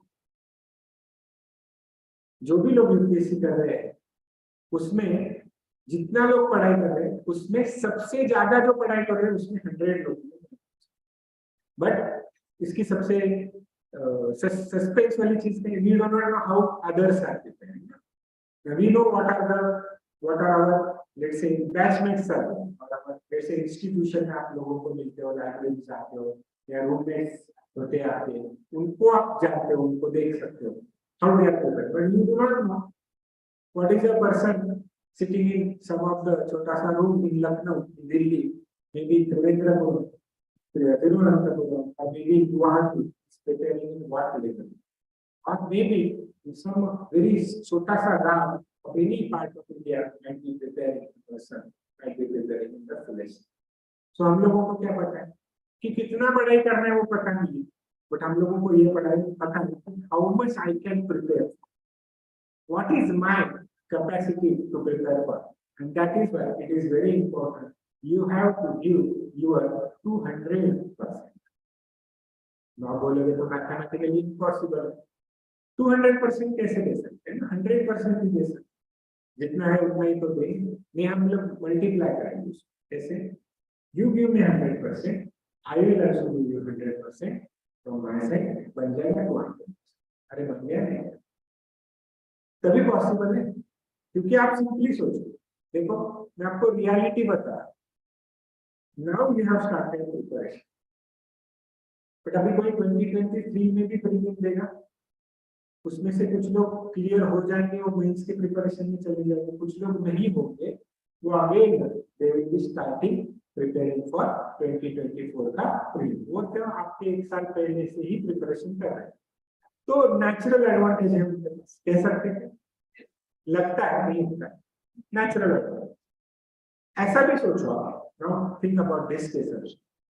Suppose 2022 का भी जो एग्जामिनेशन हो चुका, उसके इंटरव्यू चल रहे हैं, खत्म हो गए, लेकिन रिजल्ट बाकी 2022 का जो यूपीएससी का एग्जाम हुआ उसका रिजल्ट नहीं आया, तो around 3,500 people appear for interview, उसमें से कुछ 900 लोग क्लियर हो गए। सिंपल कैलकुलेशन के लिए बोलते हैं 2,500 people are not going to clear. So what they will be doing? Some people might not be contained in the preparation, but most of them will contain. If attempts are there, they will contain. Now ये जो 2,000 लोग हैं, ये जो 2,500 लोग हैं, 2,500 people are there. Believe me, ये खूंखार खिलाड़ी है. They are the real warriors because they have reached up to interview level. थोड़ा बहुत इधर उधर हो गया नहीं पॉसिबल, उनकी तरफ जाना, उनको टारगेट करना, उनसे ज्यादा बड़ा करना, उनसे कॉम्पीट करना। Forget about 10 lakh people were filling up the form, they are not our competition, उनको छोड़ दो। किसकी तरफ देखो? Those people who have given interview इन 2022 एंड बिलीव मी, जो लोग पोस्ट निकलेंगे उसमें से भी कुछ लोग वापस एग्जामिनेशन देते हैं। कौन देता है?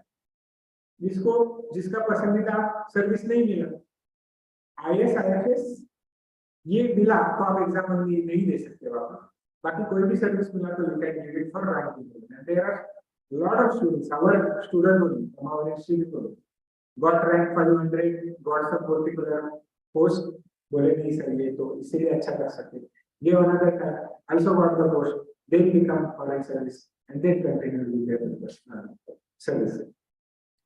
तो 3,000 people are going to be there जो वापस एग्जामिनेशन देंगे। इन 3,000 लोगों की तरफ आप देखो, this is the competition you have to fight. तो आप बोलोगे अरे सर आपको मतलब क्या बता रहे हैं, तो खूंखार मंजे हुए खिलाड़ी है, मतलब they are very trained hardened warriors, उनके साथ हम लोग क्यों जंग पे भेज रहे हो?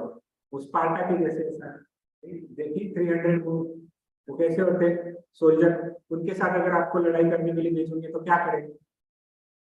लेकिन वो वैसे कैसे बने? At one point of time they might be sitting here and we might be listening to first lecture of their UPSC journey, na?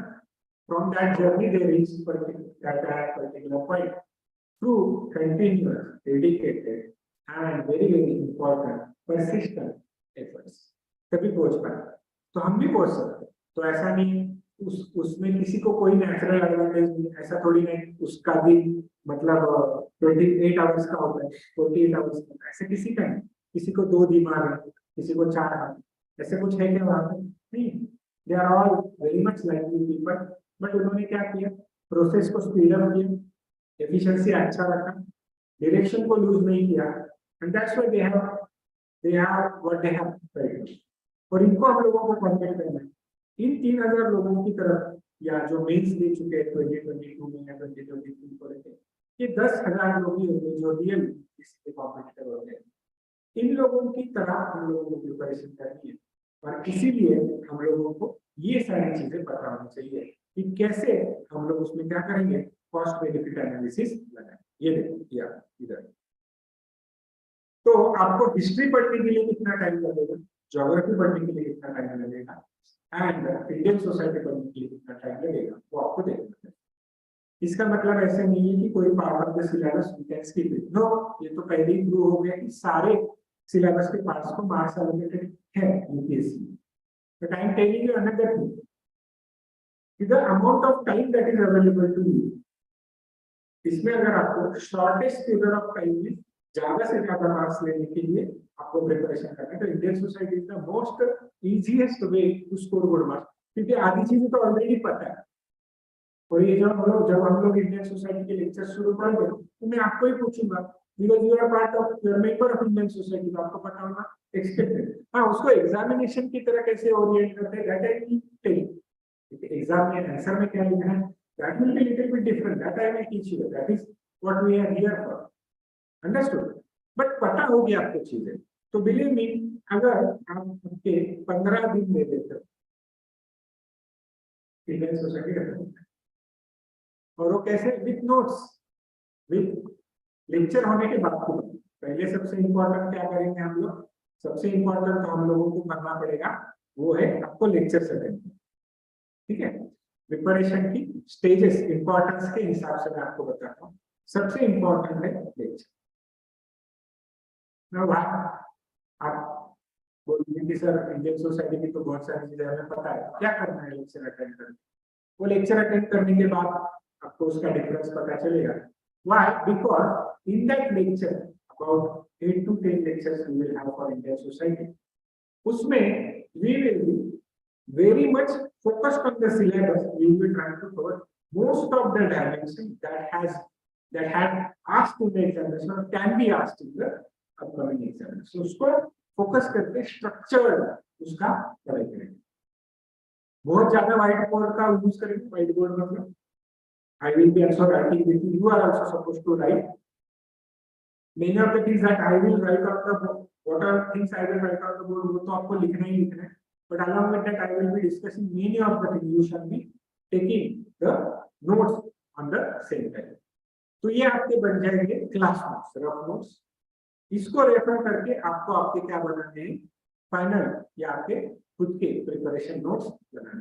तो दूसरी चीज आपको जो पढ़नी करेगी इंपॉर्टेंट होगी नोट में, नोट्स। तो इसको सब्सटेंशिएट कैसे करें? तो लेक्चर्स करने के बाद आप पढ़ोगे, आपको बताया हुआ रेफरेंस। अभी कौन कौन सा रेफरेंस मटेरियल है तो आपको मैं लिस्ट निकाल देता हूं। ये है रेफरेंस मटेरियल फॉर यू। तो ये जो चार्ट को आपको जो दिख रही है, ये तो एनसीईआरटी है और उसकी मैंने इंडेक्स में से जो चीज हम लोगों के लिए रिक्वायर्ड है उसका ही पार्ट यहाँ पे डाला। तो जूम करके दिखा देता हूँ। तो ये है 6ठी क्लास की एनसीईआरटी।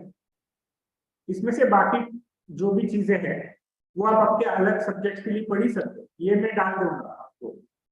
एक टेलीग्राम चैनल है शिवाजी काले सोशियोलॉजी करके एंड सोशल इश्यूज करके, शिवाजी काले सोशियोलॉजी यहाँ पे दिखा देता हूँ। ये है Telegram channel. This is for you people only, open to all, free to all. इसको आप ज्वाइन कर लो। इसमें बहुत सारी चीजें हम लोग हमारे काम के रिलेटेड डालते हैं, जैसे कि फॉर एग्जांपल ये डाल दिया। फॉर एग्जांपल एक रामचंद्र गुहा करके पास में इंडियन सोसाइटी के बारे में हिस्टोरिकल एंगल से कुछ पूछा है, या ये न्यूज़पेपर में आर्टिकल आया, इजंट इट? तो सोशल इश्यूज पे जो जो चीजें होती है वो डालते रहते हैं। या एंड सोशियोलॉजी ऑप्शनल वाले जो बच्चे हैं उनके लिए भी कुछ एक्स्ट्रा मटेरियल डालता हूँ as I teach sociology optional के। बट सोशल इश्यूज के बारे में जनरल स्टडीज के स्टूडेंट के लिए भी यहाँ पे कुछ चीजें डाली जाती है। अलॉन्ग विद दैट और एक टेलीग्राम चैनल है Shivaji Kale current affairs. This is also open to all for you people only. यहाँ पे करंट अफेयर्स के एंगल से बहुत सारी चीजें डाली जाती है। फॉर एग्जाम्पल जो भी साइंस एंड टेक में चल रहा है, रिसेंट इनिशिएटिव हो रहे हैं, या कुछ एमसीक्यूज भी डाले जाते हैं, कुछ चीजें डाली जाती है। Now because prelim is approaching for the 2023 people, lot of factual based and prelim based material we are trying to upload. It is open to all. आपका जब भी इसको पढ़ने का मन चाहे ना उसको देख सकते हैं। ओके हाँ हाँ, दोनों अलग अलग है, दोनों का अलग अलग फोकस रहेगा। सोशल इश्यूज के ऊपर सोशल टॉपिक जनरली फोकस्ड होंगे। Current affairs will be then varied material will be available there, right? Now ये जो अपना मटेरियल रिसोर्स मटेरियल है, इसमें से एनसीईआरटी के ऊपर भी are going to focus. 4 NCERT is going to give you give us ample information, ample material source वहां से हम लोग कर सकते हैं। उसमें सबसे इम्पोर्टेंट जो 2 एनसीईआरटीज है वो है क्लास 12 और क्लास 11 की एनसीईआरटी। तो क्लास 12 का एनसीईआरटी है। इसमें देखो आप सारे अपने सोशल इश्यूज के बारे में टॉपिक है। जो लोग सोशियोलॉजी ऑप्शनल लेने के बारे में सोच रहे हैं उनके लिए तो NCERT it will be very good. तो इवन इफ सोशियोलॉजी ऑप्शनल आगे भी all other optional will be starting in the month of July, mid July के बाद में, but you can prepare your base by studying it. और Indian society अगर आपको पसंद आ जाता है तो आपको सोशियोलॉजी की तरफ आपका इंक्लिनेशन ऐसे आप समझ सकते हो। दूसरा एनसीईआरटी इंपॉर्टेंट है क्लास 12 का एनसीईआरटी। उसमें भी देखो आपको बहुत सारी चीजें हैं। फॉर एग्जांपल देखो changes and development in Indian society, industrial society, rural society, mass media, social movements, ये आप इसमें से पढ़ सकते हो। क्लास 8 का एनसीईआरटी है, इसमें से आप ये सारी चीजें पढ़ सकते हो। मार्जिनलाइजेशन क्या होता है, मार्जिनलाइजेशन कैसे कंफर्म करेंगे, इसमें बहुत सारे डायमेंशन है। पॉवर्टी से भी मार्जिनलाइजेशन हो सकता है। पैट्रियार्की की वजह से womens are getting marginalized, so I am trying to connect you with the syllabus, but do read through this particular books to understand क्या इनका कहना है। डाइवर्सिटी, ये तो फर्स्ट टॉपिक ही है हमारा।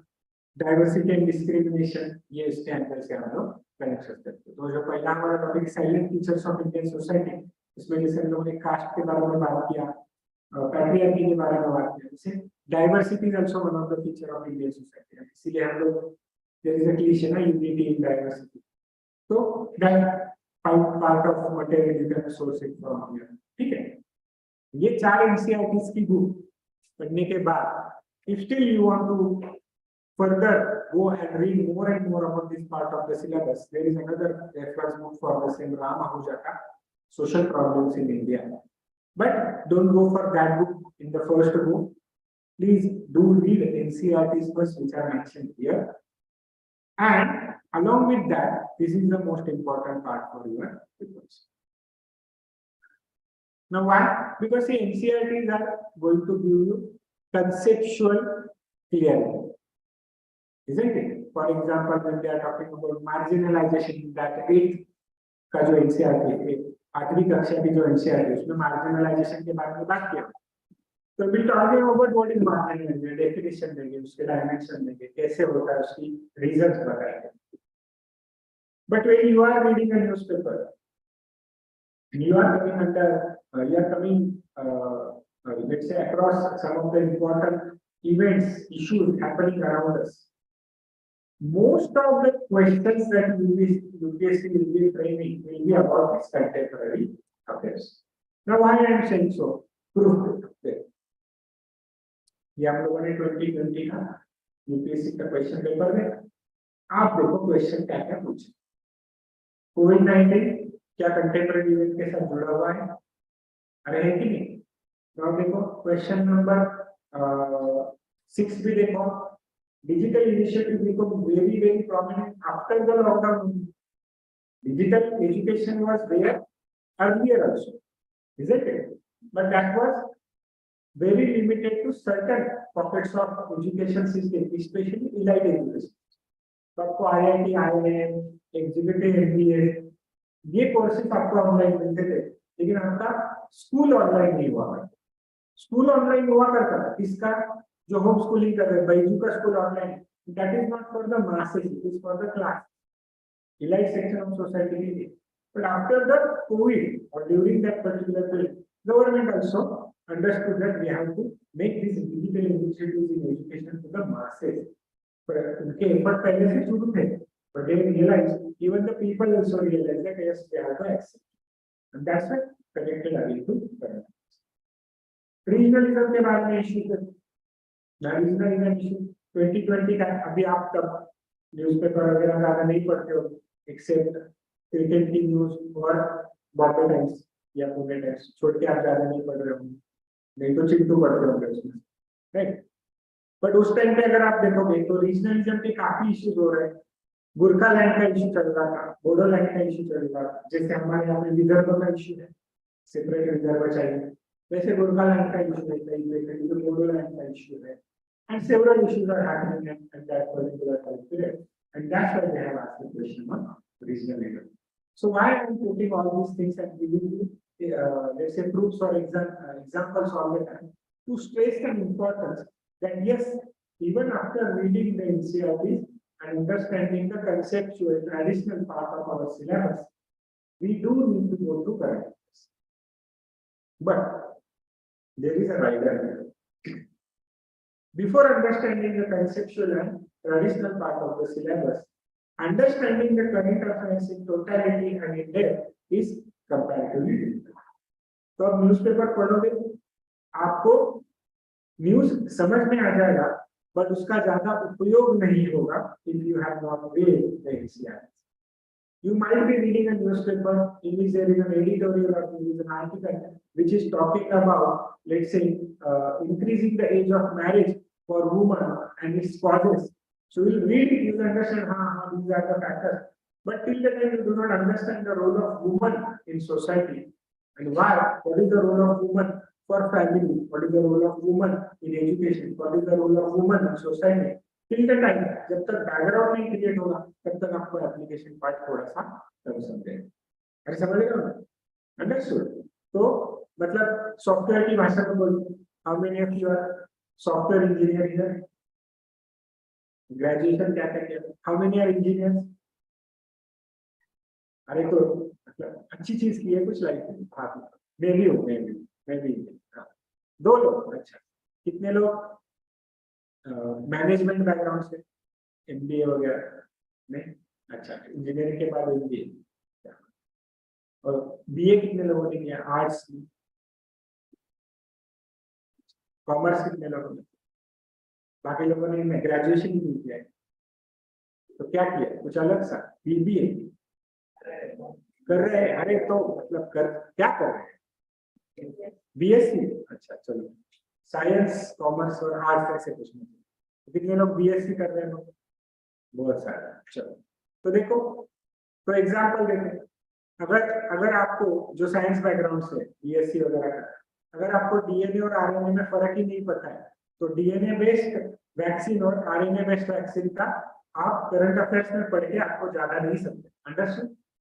फर्क समझ रहे हो? जब तक आपको मार्जिनलाइजेशन का डेफिनेशन नहीं पता है, तब तक आपको how caste leads to marginalization, इसका डिस्कशन आपको ज्यादा इंटरनलाइज नहीं होगा। And that's why we have to follow this sequence. तो सिंपली हम लोगों को ये करना है, इसको हम लोग बोलेंगे NCERTs. This is first that we have to read and you have to read it thoroughly. ठीक है? थरोली मतलब क्या? आपको दिखा है कौन कौन से चैप्टर्स इंडियन सोसाइटी के लिए यूजफुल है। इसी बुक में से कोई चैप्टर्स पॉलिटी के लिए यूजफुल होंगे, कोई chapters other part of syllabus के लिए यूजफुल होंगे। तो आप उसके लिए उसके अकॉर्डिंगली पढ़ो। बट इंडियन सोसाइटी के लिए क्या पढ़ना है, इसका एक मैंने आपको बैकग्राउंड दे दिया। ये एनसीईआरटी आपको सबसे पहले पढ़ना है। उसके बाद में आपको इम्पोर्टेंट है वो न्यूज़पेपर पढ़ना है। This is the second source that you will refer to. इसके बाद भी अगर आपको लगता है कि नहीं, I have to go little bit into the depth and also have time, you can go for third. But वापस आते हैं हम लोग, this is what is all about reference. तो प्रायोरिटी वाइज सबसे पहले तो अपने लेक्चर करने चाहिए, because in lecture simply what will happen, what you learn in 2 hours, if you go home and you try to study it before the lecture, but without the lecture if you want to go for that, आपको वो करने के लिए 1 हफ्ता लगेगा, जो आपको यहाँ पे एक लेक्चर में बताया जाएगा कि ये चीज ये है, और उसको पढ़ने के लिए आपको बताया जाएगा कि ये चीज आप उसमें से पढ़ो। तो आपका 2 दिन में काम खत्म हो जाएगा, जो काम करने के लिए आपको 2 हफ्ते इंडिविजुअली लगेगा। तो that is what is called as speed up. तो we are here to speed up your process of preparation. जो कोई यहाँ पे पंचवार्षिक योजना लेके आया है कि I am going to be a UPSC 2028, all the best, keep on doing your research. गलती करके सीखना चाहते हो तो that is all you can do, but what we are here for is to speed up your process and also to make sure that आपका direction सही रहे और आप वो लूज नहीं करो, राइट? और उसके लिए क्या है, तो lectures are the most important thing that you have to attend. Reference material आपको पढ़ना पड़ेगा and it is advise that जैसे जैसे लेक्चर्स आपके चलते रहेंगे वैसे वैसे आपका रेफरेंस मटेरियल पढ़ते होना चाहिए। उसके बाद में जैसे ही लेक्चर खत्म हो जाएगा, बिकॉज इंडियन सोसाइटी को छोटा सा पार्ट 8 से 10 लेक्चर तक में खत्म हो जाएगा, उसके बाद में आप उसके नोट्स बनाओगे। उसके लिए जो हम लोग क्लास नोट्स बना रहे हैं, हैंडरिटन नोट्स जो मैं आपके साथ लिखूंगा, आप भी साथ में लिखोगे, वो आपको हेल्प करेगा। अलग विद दैट आपको प्रिंटेड मटेरियल या जिसको बोला जाता है, या क्लास नोट्स जिसको बोला जाता है, टाइप का मटेरियल, वो भी आपको मिलेगा, वो भी आप यूज कर सकते हैं। अलग विद दैट रेफरेंस मटेरियल आपको पास है, उसके साथ हम लोग बनेंगे नोट्स। ये हो गया तीसरा प्रोसीजर, इसको बोलेंगे पढ़ाई। This is what is study part of the preparation. फिर हम लोग लिखेंगे आंसर्स।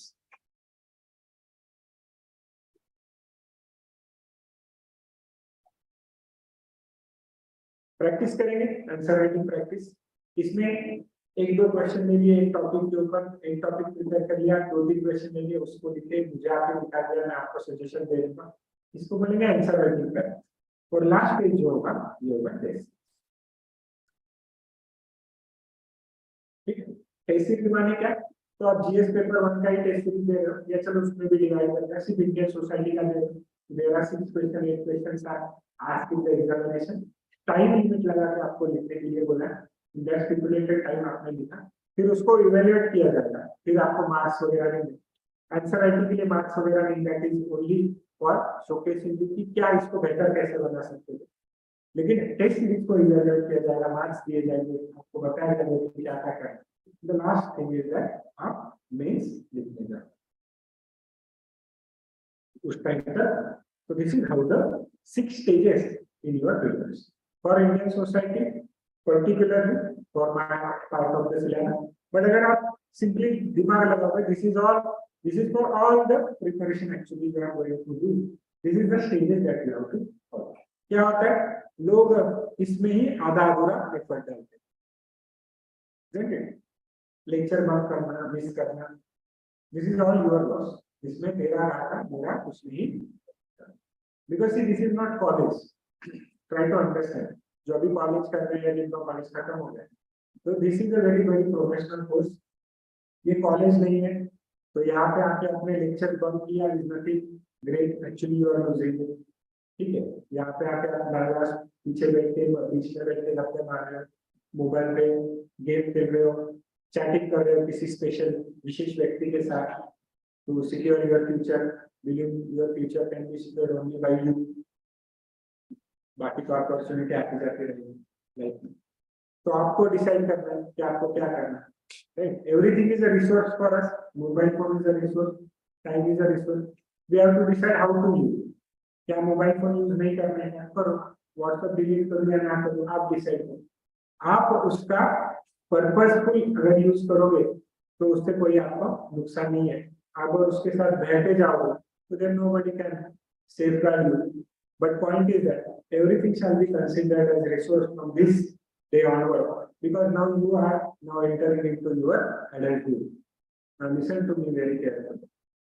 ये आपको बाकी कोई लोग नहीं बताएंगे, शायद पेरेंट्स बताएंगे आपको जिनको आप नहीं सुनते हो, बिकॉज आपको लगता है ये क्या है, वो क्या दुनिया पता है, मुझे पता। That is what you're feeling it. But believe me, now you are into such stage of your life जहाँ पे आप चाइल्डहुड से एडल्टहुड की तरफ जा रहे हैं। दिस इज ए ट्रांसग्रेशन, पर आपका हो रहा है transgression. This is a time period, this will decide what you will do for the next 40 to 50 years in your life. You will be around 20 to 25 के बीच में जनरली लोग होंगे, around 20 years के आप सब लोग होंगे। तो आज से आप जो 2-4-5 साल की मेहनत करोगे, उसमें आपके डिसाइड होगा कि लाइफ में आप आपके 30-35 साल आगे क्या करने वाले। So believe me, if you do good at this point of time, you will spend that 30 to 40 years in a good way. अगर नहीं करोगे, अभी मेहनत नहीं करोगे, तो नेक्स्ट 35 to 40 years मेहनत करना पड़ेगा। Choices yours, you are all intelligent, you understand the importance and depth of argument that I am making here, and it is as simple. तो अगले 2-3 साल जो है, believe me, जो हम लोग बोलते हैं कि जीवाचा राम कर रहे हैं, putting the utmost effort that one can, please do it, because this is a time period that will decide your, believe me, destiny. Government officer बन जाओगे नहीं बन जाओगे, that we are not discussing. We are discussing about the efforts that we are doing. We are generally interested into the end result. We generally forgot to put more efforts or focus on the process that we have to follow, the efforts we have to do. But I will be here to always remind you about that particular process, and I will be telling you, I will be telling you here, or I will be assuring you, if you are ready to put 100%, believe me, you will get 100% from my side also, and that will make 200% out of you, and that is how you will speed up this process, and you will try to crack the most difficult examination in the world. Yes, it is actually, but it is the easiest examination also. अब आप बोलोगे तो contradict हो गया इसमें, तो difficult कैसे, तो चैट जीपीटी भी क्लियर नहीं कर पाया इसको, पता है ना। सोशल मीडिया पे तो पढ़ा ही होगा, न्यूज़पेपर में नहीं पढ़ा।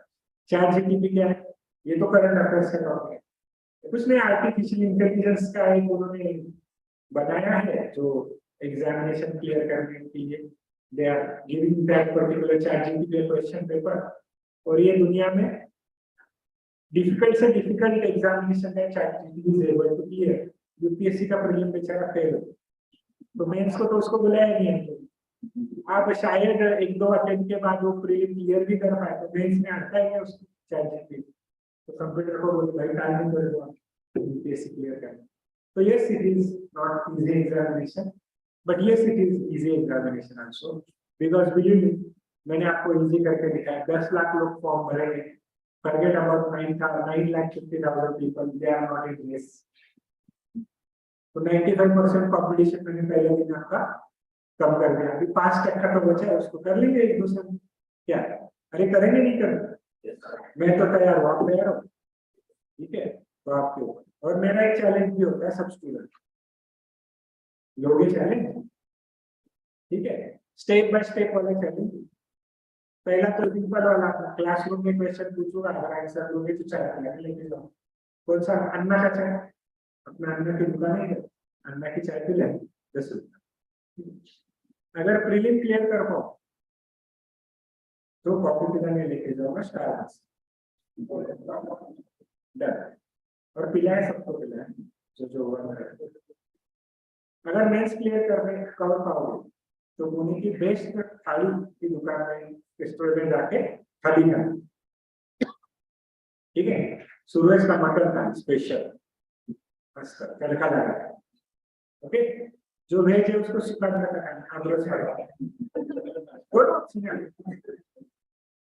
ठीक है, जो वेज क्लियर करेगा उसको मस्त थाली खिला देंगे, और जो इंटरव्यू क्लियर करेगा, मतलब जिसका पोस्ट नहीं है उसको,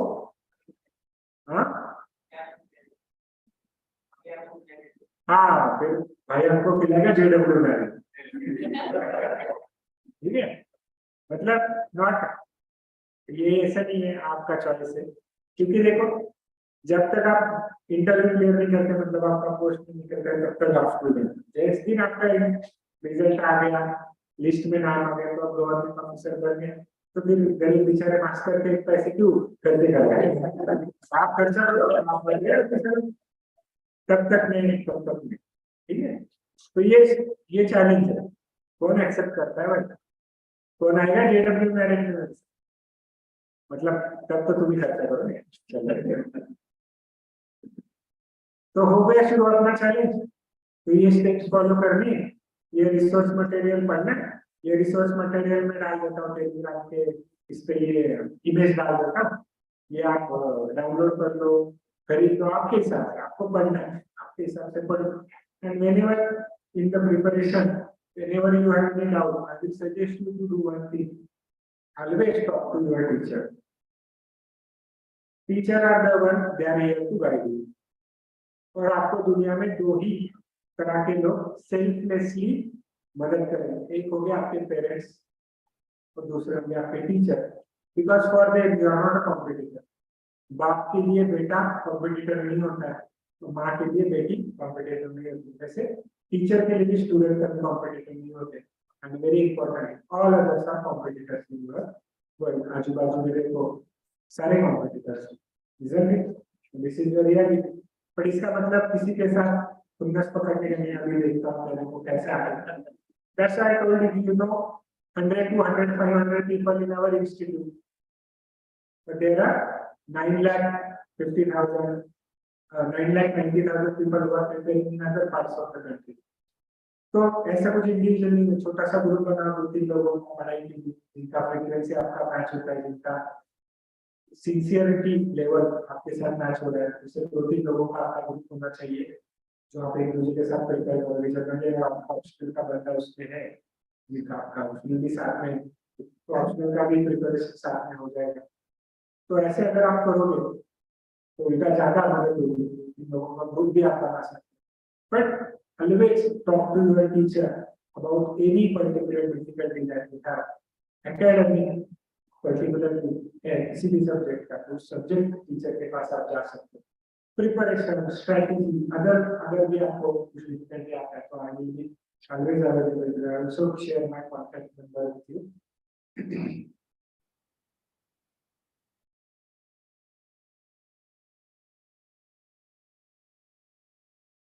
This is my contact number, but there will be a request कि preferably please drop me an SMS, right? और Telegram message preferably.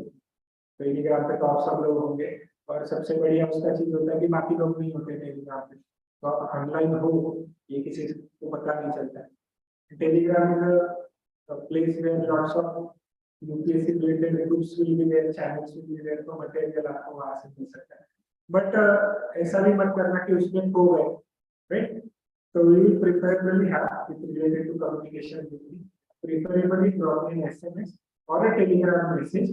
I will reply to you all, and if necessary, I will also talk on phone, especially those who have joined us online. जो online student होंगे जो पुणे में नहीं होंगे उनसे phone पे भी बात हो सकती है, और जो लोग क्लासरूम में हैं यहाँ पे आते हैं तो इंस्टीट्यूट पे भी हम लोग मिल सकते हैं। 4th फ्लोर अपॉइंटमेंट ले लो, स्पेसिफिकली विद रिस्पेक्ट टू जो भी चीज है उसके बारे में बात करें। वहाँ पे आके गप्पे नहीं मारने, वहाँ पे आके काम की बात करनी है। ये प्रिपरेशन है, ये स्ट्रेटजी का प्रॉब्लम है, ये पढ़ा है, ये नहीं समझ में आ रहा, तो make it I am a resource for you, understood?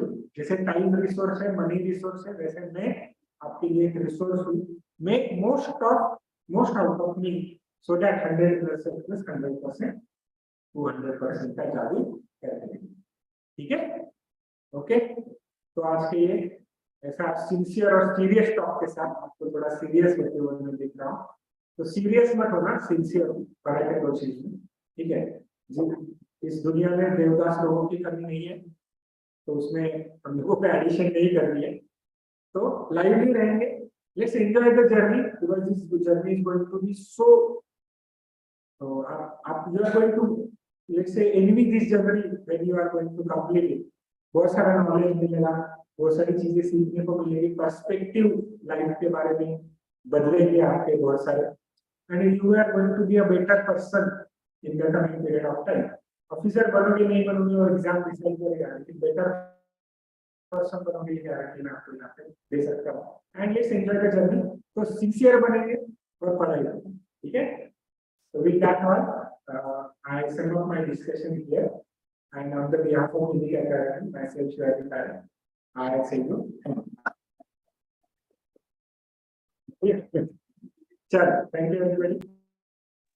If you have any doubt, I will be here, or if you want to meet one-to-one, I will be also available at 4 start. Online student, you can drop me SMS if you want to talk. Thank you everybody.